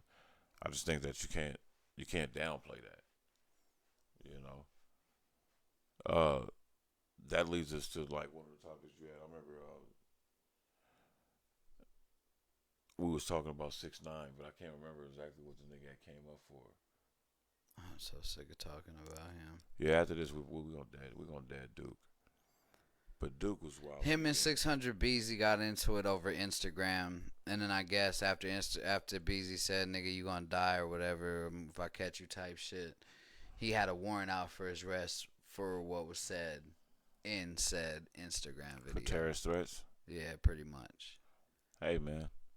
If you don't know now that Instagram and Facebook, see, because this is the thing, you know, Mark Zuckerberg could go to the federal court and be like, hey, my platform is American.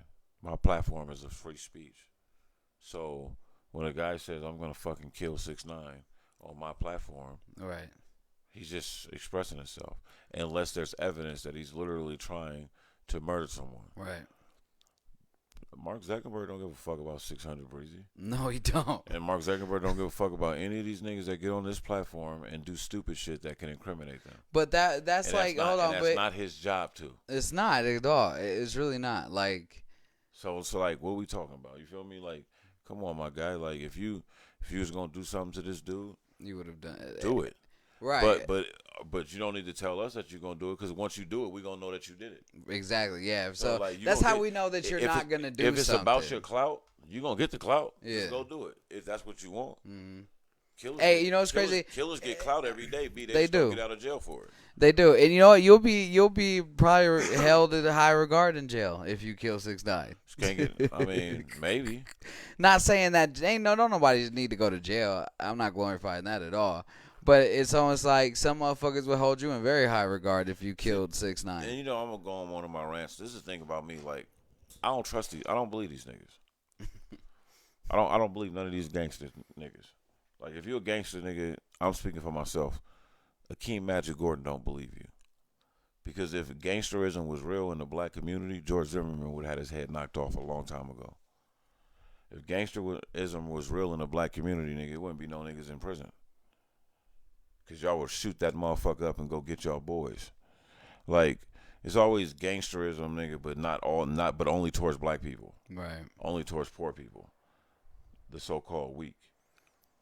Ain't no gangsters, nigga, doing gangster shit in the suburbs where there's less of a resistance.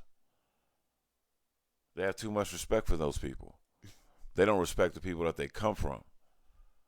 Because if they did, nigga, they would hold down the community.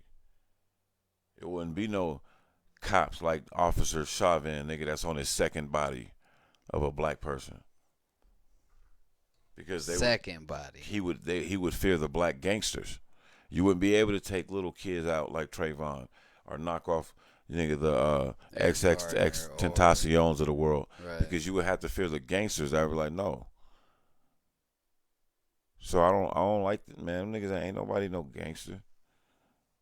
You know what I mean? Like you got motherfucking judges that illegally send black bodies to prison for a lifetime and walk to their car. Fuck kind of gangsters we walk talking to their about? car comfortably.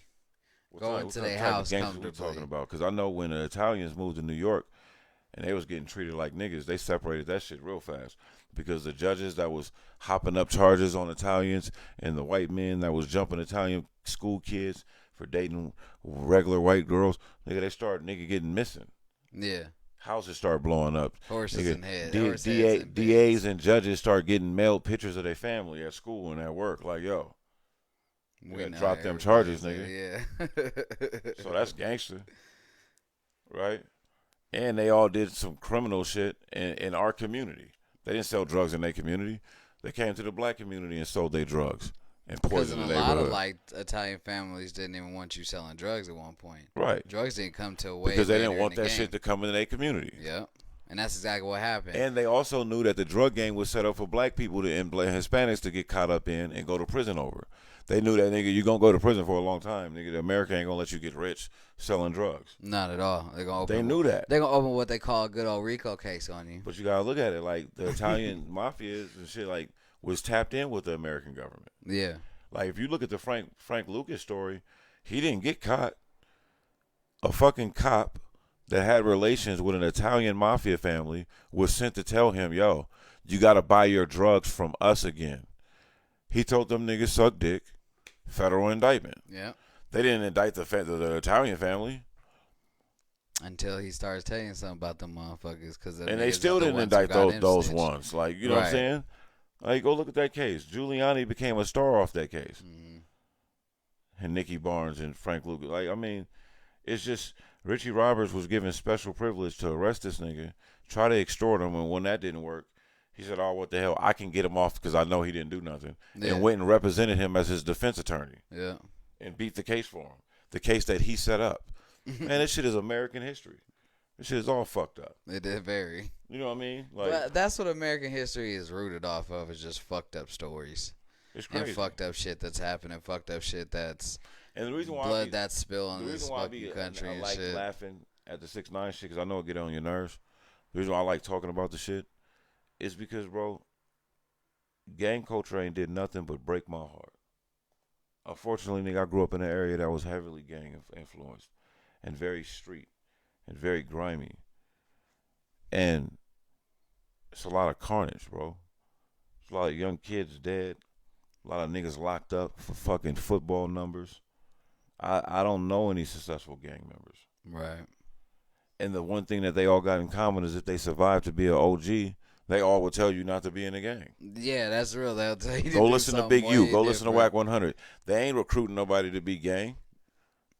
Big U ain't recruiting and putting on nigga no 60 Crips right now. Right. Whack 100 ain't banking nobody no Mob Pyru. No. Like, or whatever gang he is, no disrespect.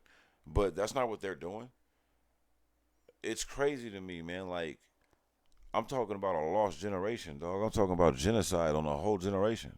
And it's a beautiful black people that get caught up in the mix of that. And what I get tired of is, like, I don't want my little nephews and shit, nigga, getting, like, terrorized by gangs to where they feel like they got to join the shit to survive. Keep dealing with it. Yeah, that's real. You know what I mean? And when you look at what L.A. gang culture has become, or now Chicago, and now even over there in Brooklyn and shit back home, like, nigga, it's get down or lay down. Yeah, that's real. It's like, nigga, well, shit, I ain't really on this. It's gangs that are forming just to fight off other niggas that's gangs that's taking over their neighborhood. And it's like, you can't tell me we got the resources to smoke Bin Laden out of his hole, like George Bush famously said, all the way a world away, get the intel, dismantle a whole terrorist organization that's getting funding to the millions, nigga, by other nations and shit like that. We get them the fuck up out of here. But the Bloods and Crips, they still exist. Here. Like And niggas they're is still comfortable.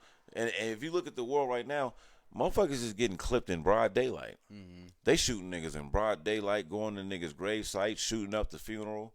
This shit is getting disgusting out here, bro.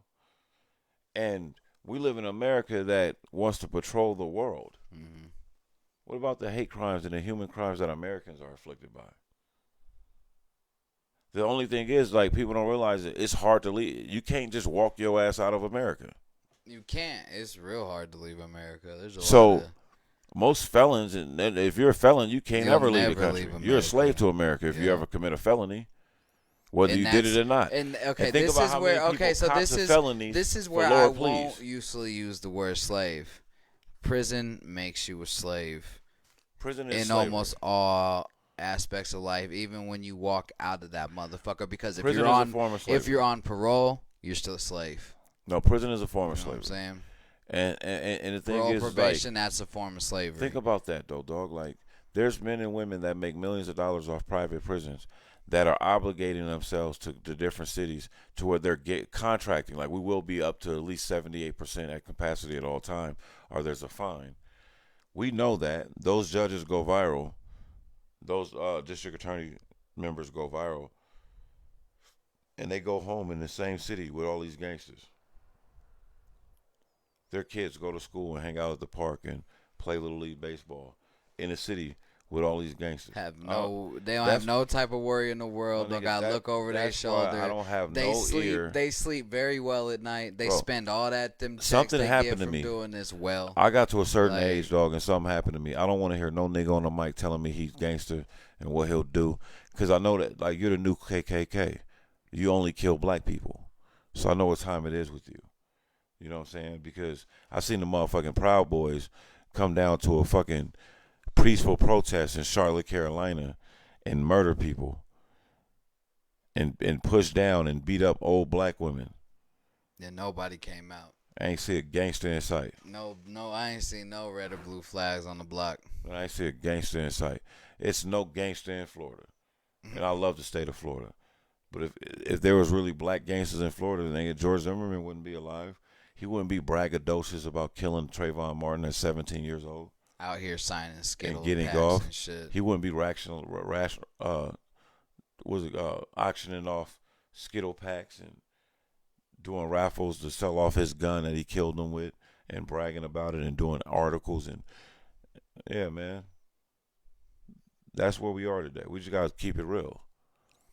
Black people are fly. Black people are talented. Black people are innovative. Black people are intelligent. Black people are loving. Man, black people ain't gangster. I don't want to hear that gangster shit. Like, who's gangster?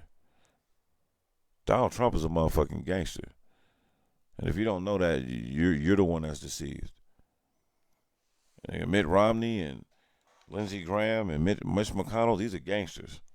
These are motherfuckers that make your kids go out and slay and murder people on behalf of their cause. And then when they get home, don't even want to give them the benefits they promised them. You know, like, these are the people that got their foot on your neck so that you can't afford to make an honest living and take care of your family. And they walking around scot-free, bro, with no terror. All the bullets that go at black bodies, no bullets pointed at them. If you partake in that, you ain't no gangster. I'm just calling it like I see it. My bad. You know how that shit be going, man, every time, bro. You stay going off on gangster niggas and gangster life and gangster isms. Because that shit is fake. It sounds good. I seen Hollywood take that shit and put it in movies. They ain't pay nobody for that shit. I seen Bandana become $1 billion company for making 2 ugly ass rags. One blue, one red. Blue, one red. Hey, I ain't seen no gang member getting an endorsement deal or doing anything with that. Like, you got a whole series of house slippers. bro. blue, Black people, flag, black and people red monopolize flag. everything they touch. They just don't always partake in it. Yeah, they don't So it's always like, get paid for it. so bro, like, what? There's a whole culture based Dickies, off hold on. gangsterism, like called Dickies. gangster rap. Dickies Nigga, why ain't no gangsters getting paid off gangster rap? There ain't no one black gang member out there that got any type of stock or ownership or endorsement from Dickies, Ben Davis, or Ben Davis, none of that shit. any of that khakis and shit that you wear. I mean, and I'm not picking on the gangsters with that one because black people do that in general. Nah, that is in general, yeah. But at the same time, it's like, man, like, nigga, do you know how powerful the Bloods and Crips are in American culture? There's a lot of Bloods and Crips out there. That's what I'm saying. Yeah. And they all live and die by the same code. Nigga, most organizations where people team up politically, they're not willing to die for it. Right. But the Bloods and Crips watch all these are. white men that Donald Trump has been doing dirt with that turn on him when shit get left. When they get Hey, hot, as soon as he's got that hot, New York case, it's we're about gonna to see turn all on these him. motherfuckers. Like, that's the way of the shit. world. We see that shit. Like, dog, think about if, like, all these people that, like, talk about their religion and put it up on other people. Imagine if the Christians was willing to die for being Christian. Like, nigga, we out here, we Christians, and you gonna be Christians or nigga, you gonna die. Or you gonna respect this Christian, or you gonna get killed, nigga, or die about it. Bloods and Crips are willing to kill and die for each other, bro. Yeah. We're talking All about day. the ultimate warriors of society. Any given day, it can go down, right? Niggas will knock your noodles out. Yeah, right. And go get lunch. Facts. What are we talking about? How are these not the most powerful, richest men in the culture? It's because they're still ignorant to their cause. Their power. They're ignorant to their power. They're like, ignorant to their power. They're they ignorant. put Bloods and Crips in TV shows, movies. Here's what I'm saying. Like, They're ignorant to the power, and they're ignorant to the change that they can make, and they're ignorant to what their cause originally stood for. See, I think it's like nah, it's man, kind of like I think they drunk off destruction. It's kind of like, here's my side of gang culture. It's kind of like the Bible nowadays, right? Damn. No, very loosely. Am I gonna compare these two? I don't care. I'm not offended, nigga. Do your thing. Get your shit off, boy. You talking that shit? I'm just trying to. We don't know what the real Bible says. We've lost it in translation probably thousands of years ago. It's been rewritten so many times. Crip and Blood Law, probably the same way. So many generations of Crips are so far removed from that original Crip and Blood, because those are acronyms. I know. You know what I'm saying? And they were about community. They once got government grants from the state of California. Right. They were once meant. They were gangs to police their own community. It started as the bastard offspring of the Black Panther Party. Right, and to make sure that their communities weren't overrun with bullshit and the cops weren't over here doing wrong and shit. And so many different generations, and then it became killing niggas. It became, to become a Blood or a Crip, you had to go find a Blood or a Crip and you had to kill them. I think you got prize fighters that don't know what to fight for. Right. You know what I'm exactly. saying? That's exactly what it is. You got these warrior minds and these warrior spirits, and they're encapsulated through like a hatred for each other because they can't see that they're killing. They don't see that they're killing. When the crazy other, thing right? is, they have a real common enemy in this world, and it's not each other. It's right. not people of our of complexion that we recognize. Right. That is not. They don't understand that's not the fucking enemy of you. The enemy is that police officer that over polices and patrols your fucking streets and is fucking brutalizing you and throwing your people in jail for obscene amount of time for drugs. Keep us out of the loop. You know right. So, but the fucked up part about it, gang culture will never go back to what it originally stood for. See, my thing is, I'm not one to ever glorify it. But at the same time, it's like, okay, I understand that gangs wasn't as heavy as they were back in the day. Right. But they were still gangs. They were still young, destructive men that band together, that kind of was on the fringe of society. Mm-hmm. They weren't community activists and leaders at the time. I'm talking about the early stages. Like Bunchy Carter. Tookies. When you talk, back in Tookie's day. That's what I'm saying. Because 10 years after that, it was over. When Tookie went to prison. But nigga, like Crips stopped being what the Crips were. I get what you're saying. Shout out to Tookie Williams, rest in peace. Hoover the same way. Listen to me. No. I'm not letting you do that. these niggas was still murderers, son. They still was catching bodies and killing niggas. That's just the lay of the land. That's just what it was.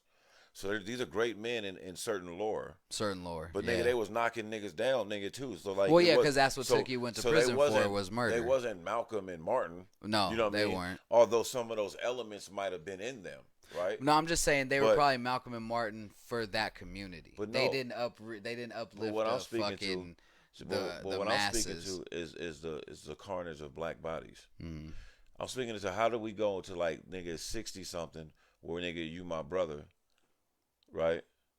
To the 70s, to we're like killing each late other. 60s, like 70s, and now to where nigga I kill niggas. I don't know. That's how the Klan used I to talk. don't Hold on, know. Think about that. Just take that phrase for a minute. You got to think back in the day, there was a badass motherfucking cold ass Klansman that was trigger happy, and he would walk in the bar or the saloon and be like, "What's up, man? You know what I do? I kill niggas." I kill niggas. Fast forward today, there's a 14-year-old in Chicago nigga telling niggas, kill niggas. I knock niggas. There's a nigga in Brooklyn that's 16 that kills niggas. So what I'm talking about is like the psyche of like, how did it turn on each other, right? And then let's say it has to be war with each other. One way I know that war could stop is if niggas was just getting stupid money. That's why the crack epidemic was a double-edged sword for the government because it made a lot of these gangsters rich, wealthy, right? Niggas didn't have to steal a car no more. And then the only way you could go buy a car, right? And the only way that they could eradicate that RICO cases and so hold on, don't move too fast. War against drugs. So exactly right now you get all the politicizing of it, nigga. If there's no gangs, there's no gang unit police. You know how many jobs that is? These motherfuckers making hundreds of thousands of dollars to come in your neighborhood and accuse your kids of being in gangs. Right. Because all the kids that get on the list ain't even in gangs. You just might be walking down the street on one side of town. You in Northtown, this Crip area. Or you might be wearing a blue sweater in Crip area. What they call you. Red sweater and blood area. Call you. And if you're rude to that cop and he's annoyed, he put your name on that list and you're now a known documented gang member. And now gang unit knows exactly who you are, what you look like, what backpack you rock, all types of shit. And more so importantly, what route you go home like from Nipsey school. was trying to tell niggas, you get gang enhancements, nigga. Yeah. Now when you do a crime, it's enhanced you get by more time because you're a gang member. You're a gang member. Yeah. So even though you just got caught with a joint and you're 16, but because they got you on that list saying that you're a gang member. And now shit, you might have been trying to sell this motherfucker. Like you might be connected to a criminal enterprise. Yeah, so intent to sell. And the average American don't know this. You know what I'm saying? So through the culture, through hip hop, through our films and through our storytelling, sometimes it could be demonstrative and it could seem negative, but it tells a story of a real ultimate reality that exists within America. You know what I'm saying? And that brings me to like this murder culture shit. Look, man, all I was saying about the whole 6ix9ine thing is that I'm not championing it. I'm not vouching for it. But it's an example to me of how unorganized truly and unrepresented like gangs really are. Because the mob was a gang. And their kids became politicians. Right. Nigga, John F. Kennedy's fucking father wasn't no good guy. No. That nigga was connected to the mob. The head Kennedy, yeah, nah. And he whitewashed his money, and his kids all went to private school, and then Yale and then Harvard. They turned around against the mob. And then they all became civil servants and politicians and went after his enemies. Yeah. And crossed the line a little bit, and a couple times, if you study your history, they were going at certain mob bosses, and their father stepped in and was like, "No, not him." Yeah, nah. You know what I'm saying? And then they let it go, and then they would go after other guys, and and then that's what got them clipped. Got their noodles. Everybody saying their noodles knocked out. That's just think about that. That's gangster.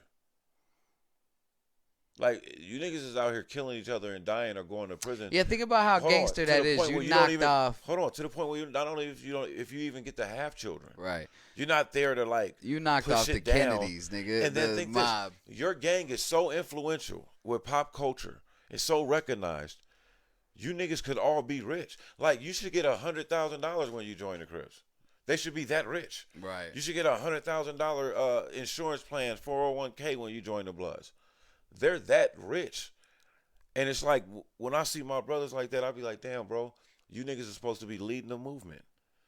Like, the Bloods and the Crips is the Nation of Islam, is the fruit of Islam. Right. Those dudes that Malcolm had walking down the street when, like, white neighborhoods was terrorizing black communities for, like, just wanting to live in a better space, and Malcolm would pull up with 100 dudes, those was the Bloods and the Crips. Right. Those warriors, the niggas with that warrior spirit, like, yo, I can't do a speech, but hand me that thing right there. I'll beat one I'll of these. go scare the shit out of somebody or beat the shit out of one of these white for my people. Right? And I just feel like culturally, because we're not a negative people, dog. Like, if we rectify that in terms of within, what are we gonna do? It's not like Bloods and Crips are just gonna be sicked on white people. It's not like they're gonna be just in the Asian community fucking shit up. Right. No, nigga, they just gonna make sure our community's safe. They gonna stay in our own community and make sure everything's cool. Our community. Right. And these are some of the most talented of us. These are some of the best ball players, best artists, best engineers, best mathematics, best.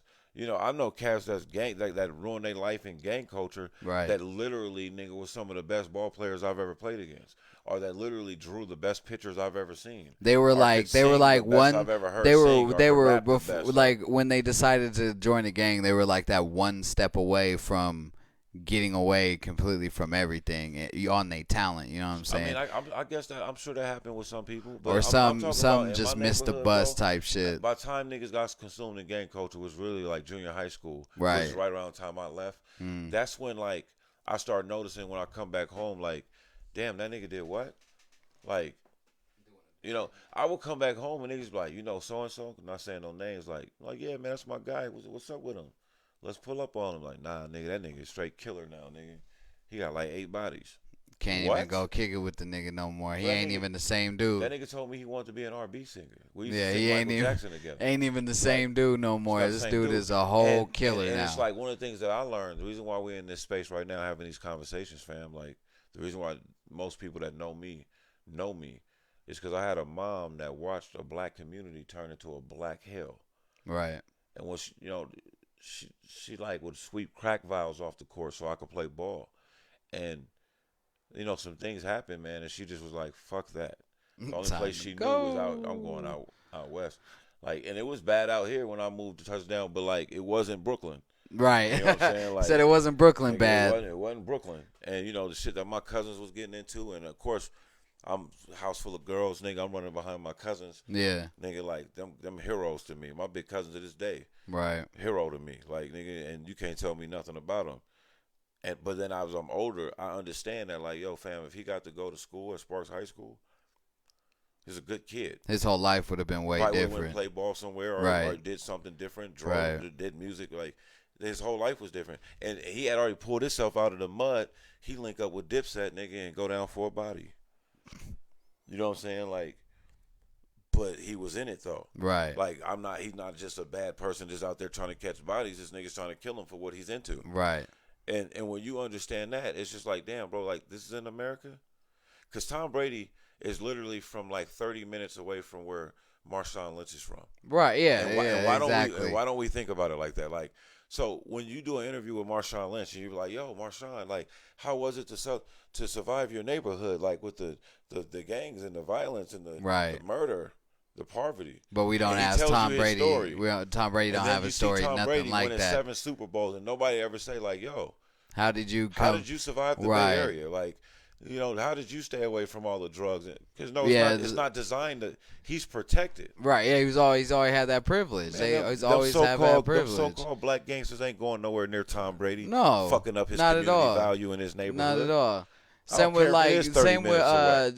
with Jeff Gordon and like Jimmy Johnson and fucking NASCAR. You know what I'm saying? They grew up in the Bay Area, but I guarantee they didn't grow up in the hood area of the Bay Area. But when you go to the Bay, and if you're familiar with the Bay, it's like, how do you escape the hood? Right. It's remarkable to me that, like, you can be in New York City in Brooklyn and be on the train with a fucking billionaire's kid. Right. Yeah. Right. Right. Because they just got to go that way. They got to go through there. Yeah. Or like maybe like, you know, you're going to like taking the one train to Manhattan or something, and they just left. They leaving some shit. They want to go shopping in Brooklyn and get in Brooklyn. Right. Eat pizza in Brooklyn. Soak up our poor culture.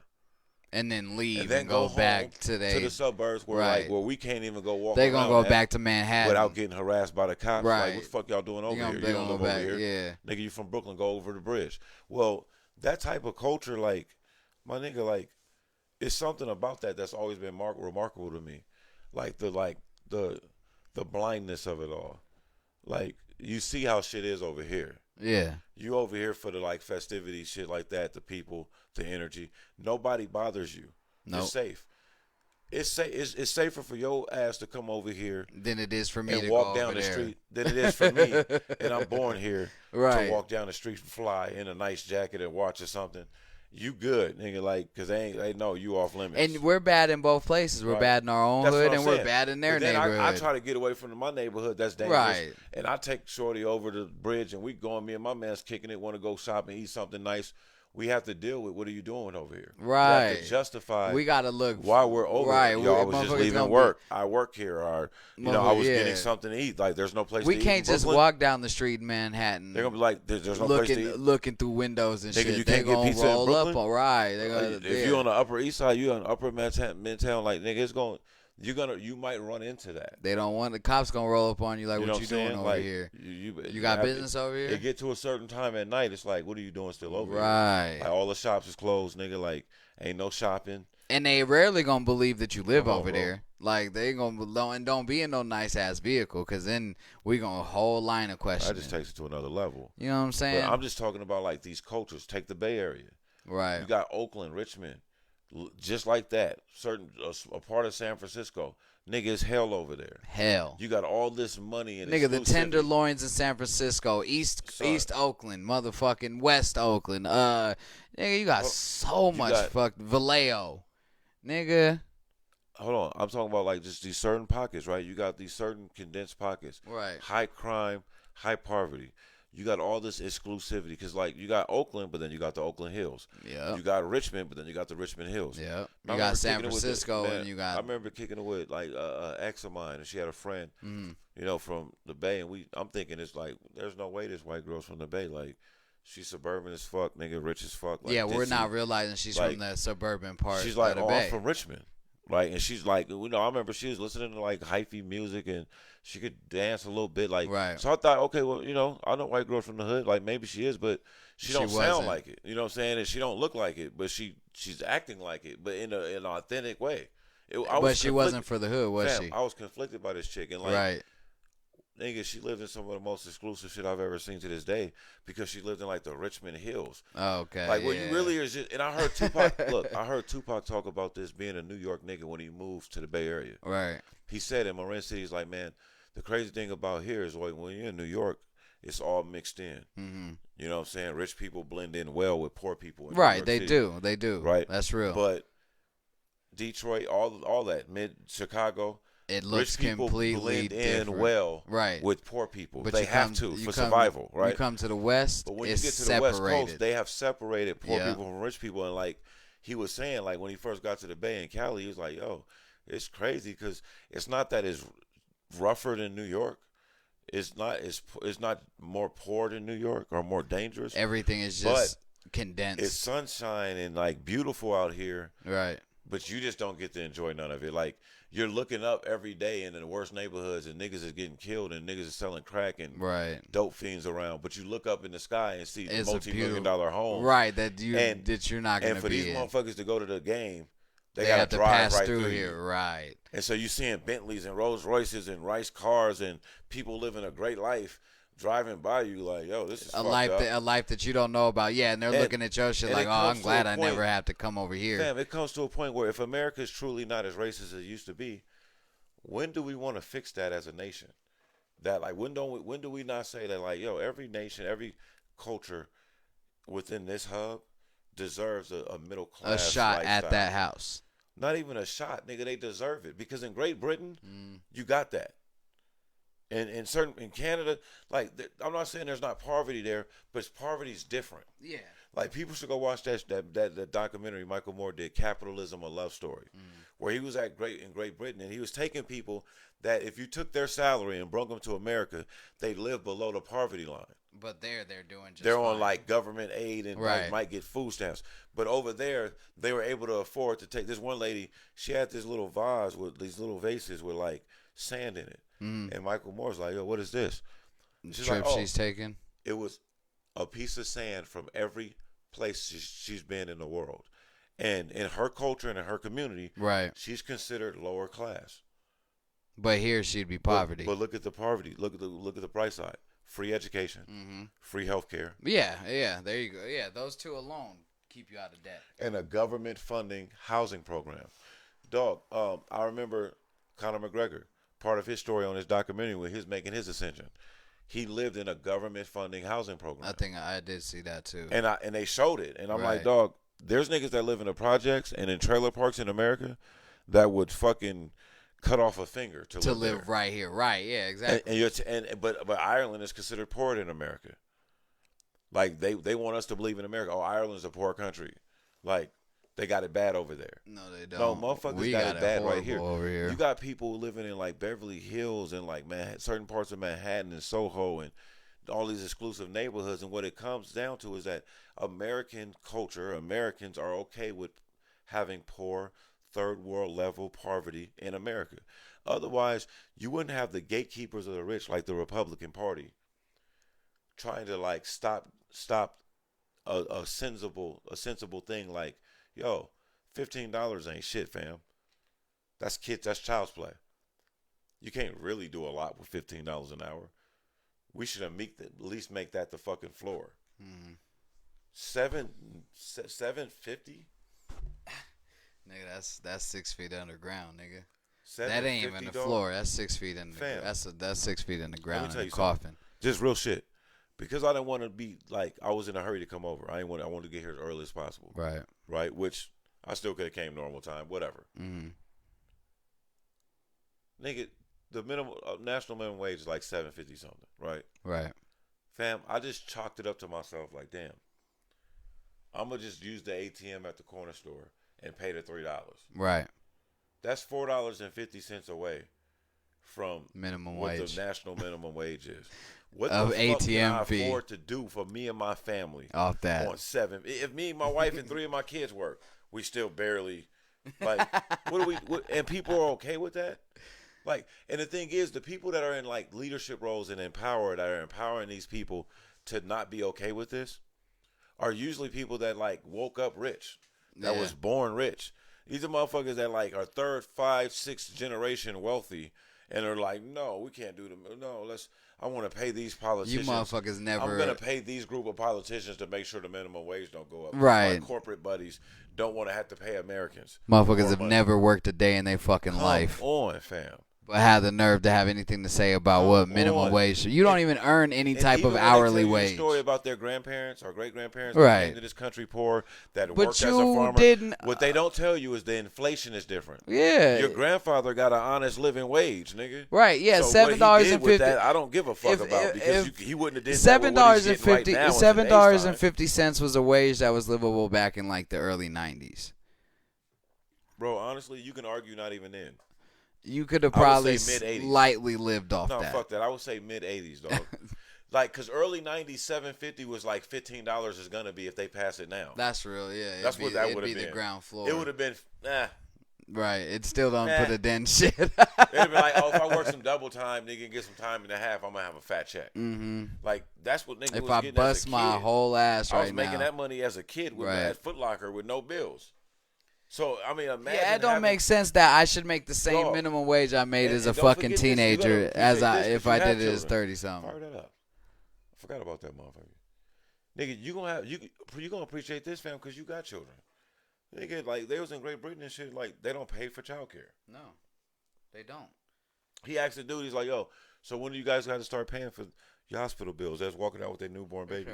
What Black dude looked at him, he started laughing. He's like, huh, this isn't America. Fucked me up when I heard that. Like, damn, for real? You know, America's so beautiful and woefully ignorant. And that's my problem sometimes. It's like, nigga, I'm a patriot. Right. My ancestors was in this land and here fertilizing this earth before Columbus ever got here. And the other part of my ancestry was brutally stolen from Africa and brung here and survived and thrived. I'm American, fam. Like, you're not gonna tell me nothing. And my heart is in Africa. Right. I'm African too. But with that being said, yo, like, some gotta give. Like, nigga, that shit ain't cool. Like, you know what I mean? Like, what's going on here? Where the funny thing is too, is like they're good at like conflicting our issues. So white people have evolved to the point where they're not immigrants no more. They're just white. They're just white and American. Like, nobody really calls them European American, like, or anything like that. That's not how we refer to white people. And I think that we should, because if we did, maybe it will remind some so-called Trumpers that, hey, yeah, you had ancestors that came here and maybe did great things, but they came here as immigrants. Like, no American could literally sit here outside of an African American and say that they ancestors came here and didn't want nothing from America. You were either fleeing persecution, running from famine, you were running from war-torn countries, you were a political refugee, or you just came over here because you wanted to make money because you can come over here and make money. Black people, my black American tribe, the African American tribe, the ADOS of America, we didn't ask for nothing. We didn't ask to be here. Not at all. And the ancestry of ours, the part of our ancestry that was already over here, they couldn't have been immigrants if they were amongst the first people here. That means they're amongst the founding fathers of this nation. But nobody wants to hear that. Like, everybody wants to laugh at the joke that Christopher Columbus discovered America, but they're still putting that in our fucking kids' school books. Us landing on the moon's in school books too. So, but which one's the more sinister? It's patriotic to lie and say that you're the first country to land on the moon. It's a lie, but it's patriotic, and it's still wrong. But lying is saying that a white man discovered a nation that already had millions of people here. Right. Nigga, that's not, and that breeds white supremacy. So even if you're a young white kid and you don't have a negative thought to anybody, once you go through grade school, how do you not feel superior to everyone else? You don't learn shit about no one else's contributions to America. The only thing you learn about black people is that they were slaves and that white people felt bad for it and freed them. Right. Like, you don't learn the history that black people learn. You don't learn the history that Mexicans learn. You don't learn the history that Native Americans know and learn, because we have that from our ancestry that's been passed on. We don't need school books. We got grandma and grandpa to tell us what the fuck happened. So you might not read that shit in school, but you get that at home and in your community. Where other cultures, if you're a white person, a lot of times you're getting what you know what I mean? Like, what they teach you. And that breeds a certain level of woeful ignorance. You know what I mean? To where it's just like, what? Like, I mean, I think that if, like, the average American knew what black people contributed to America in terms of, like, invention alone, they would be, like, kind of dumbfounded by that. Right. We don't just play basketball well and sing and rap. Like, there's ingenuity there. You know what I'm saying? Well, it's a crazy thing, bro. America is a crazy thing. It's a great experiment.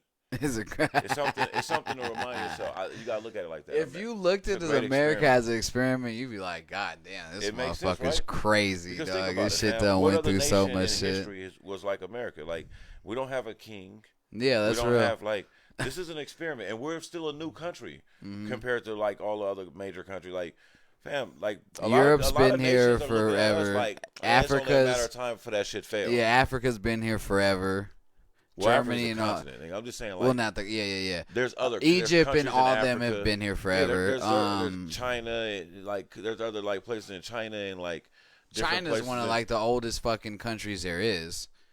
China and Europe, Ireland, Scotland. Those are some of the. But after you said Africa's a continent, Egypt and all them. Egypt is probably the old. No, I can't say Asia. Egypt is probably the oldest country that's still country by its original name. It's probably one of the oldest. There's people that debate that, because you got to remember, before white people invaded Africa, they said that like Africa was called Ethos or Ethiopia. The entire continent was once called Ethiopia, and then when like Africanus was the first European to settle there, like to ever go there, came and kind of fucking everybody else in the world, continentalized that shit. The Europeans start calling Africa short for Africanus. Right. The white dude, that was the first person to go there. So it's funny. Like always, my dad used to tell me before he passed away. He made a joke. He's like, man, you know, white slavery is a deep thing because white people to this day still name things for black people. And I was like, what are you talking about? And he was just like, you show me the group of black kids that named rock and roll, or hip hop. Right. Or you know what I mean? It's always what a white person hears it, sees it, and coins it as. Like, yo, that these black kids are doing this new music. It's like this hip hop thing. And then now, nigga, it's just called hip hop music. Right. Fuck. And that's an evolution thing. That's not white people being like, in my opinion, like negative, or that's just something that like, you know, like the average white citizen was deputized when facing black people or Asians, right? Like or Hispanics, like in certain, they had more rights. So of course you're gonna use them, and that becomes the way of the land. That becomes taught down. Those mannerisms, those idealisms, those thoughts get taught down. So like as you like break away from all this racism and like social anxiety, like and it become more inclusive based, it's natural for that shit to happen sporadically like that. Right. Like, you know what I'm saying? There's a lot of motherfuckers that can contribute to systemic racism and don't even know it. Right. Like when I talk to my white friends about never having a black teacher, it's when I bring it up that they be like, damn, that's fucking crazy. I really ain't never had a black teacher. Like, that's fucking They crazy. really just finally put it in perspective. Like, that has to be by design. Right. That's not by fucking, like if it was natural, you would have a couple gay teachers, trans teachers, black teachers, Hispanic teachers, Asian teachers, Jewish teachers, white, you know what I mean? That'll happen naturally. Diversity is always like talked about like it's something that they have to work at or educate themselves on. No, right. Just be inclusive. Stop discriminating. Like, it shouldn't be normal to walk into management and everybody be white. When 60% of the company is multicultural. Right. Stop being, stop being separatist. Like, include everyone. It only makes the country better. I feel like that's why other nations have caught up with our nation in productivity and things like that and ingenuity, because they don't have to deal with a lot of the systemic racism that we do in a lot of the other nations. I'm not saying other nations don't have that, because they do. Right. But a lot of nations don't. If you're an Indonesian motherfucker in Indonesia, you're Indian. You might have grew up poor, but you probably can change that. That's true. As much as I love this topic, my nigga, and love how deep we're getting, it's time to go, man. It's time to go. I gotta get some motherfucking sleep, because I gotta drive to Texas tomorrow. Doom. A long ass trip ahead of me this fucking weekend. I gotta drive vlog that shit to and from fucking Texas this weekend. I'm not looking forward to that shit in the least bit. Well, you just going just through the weekend? I'm going there to pick my dad up, and I'm turning around, coming right back. You're not staying the night? It depends on how tired I am when I get there. If I ain't that tired, nigga, I'm gonna. What part of Texas is Boston, bro? In the middle of that motherfucker. You know it's 24 New hours brothels or some shit, huh? You know it's 24 hours just to drive through Texas. Dog, the last like 8 hours of that trip is in Texas. The last 8 hours to get to him are Texas. Anyway. That's crazy, man. Hey, peace and love, everybody, man. I'm your boy, Akeem Sincere. That's another episode of the Always Talking Shit Show. And I'm your boy, Doc On. Peace. And as usual, it's fuck how you feel on a round of applause, bitch. And I only call you bitches because I don't know you personally.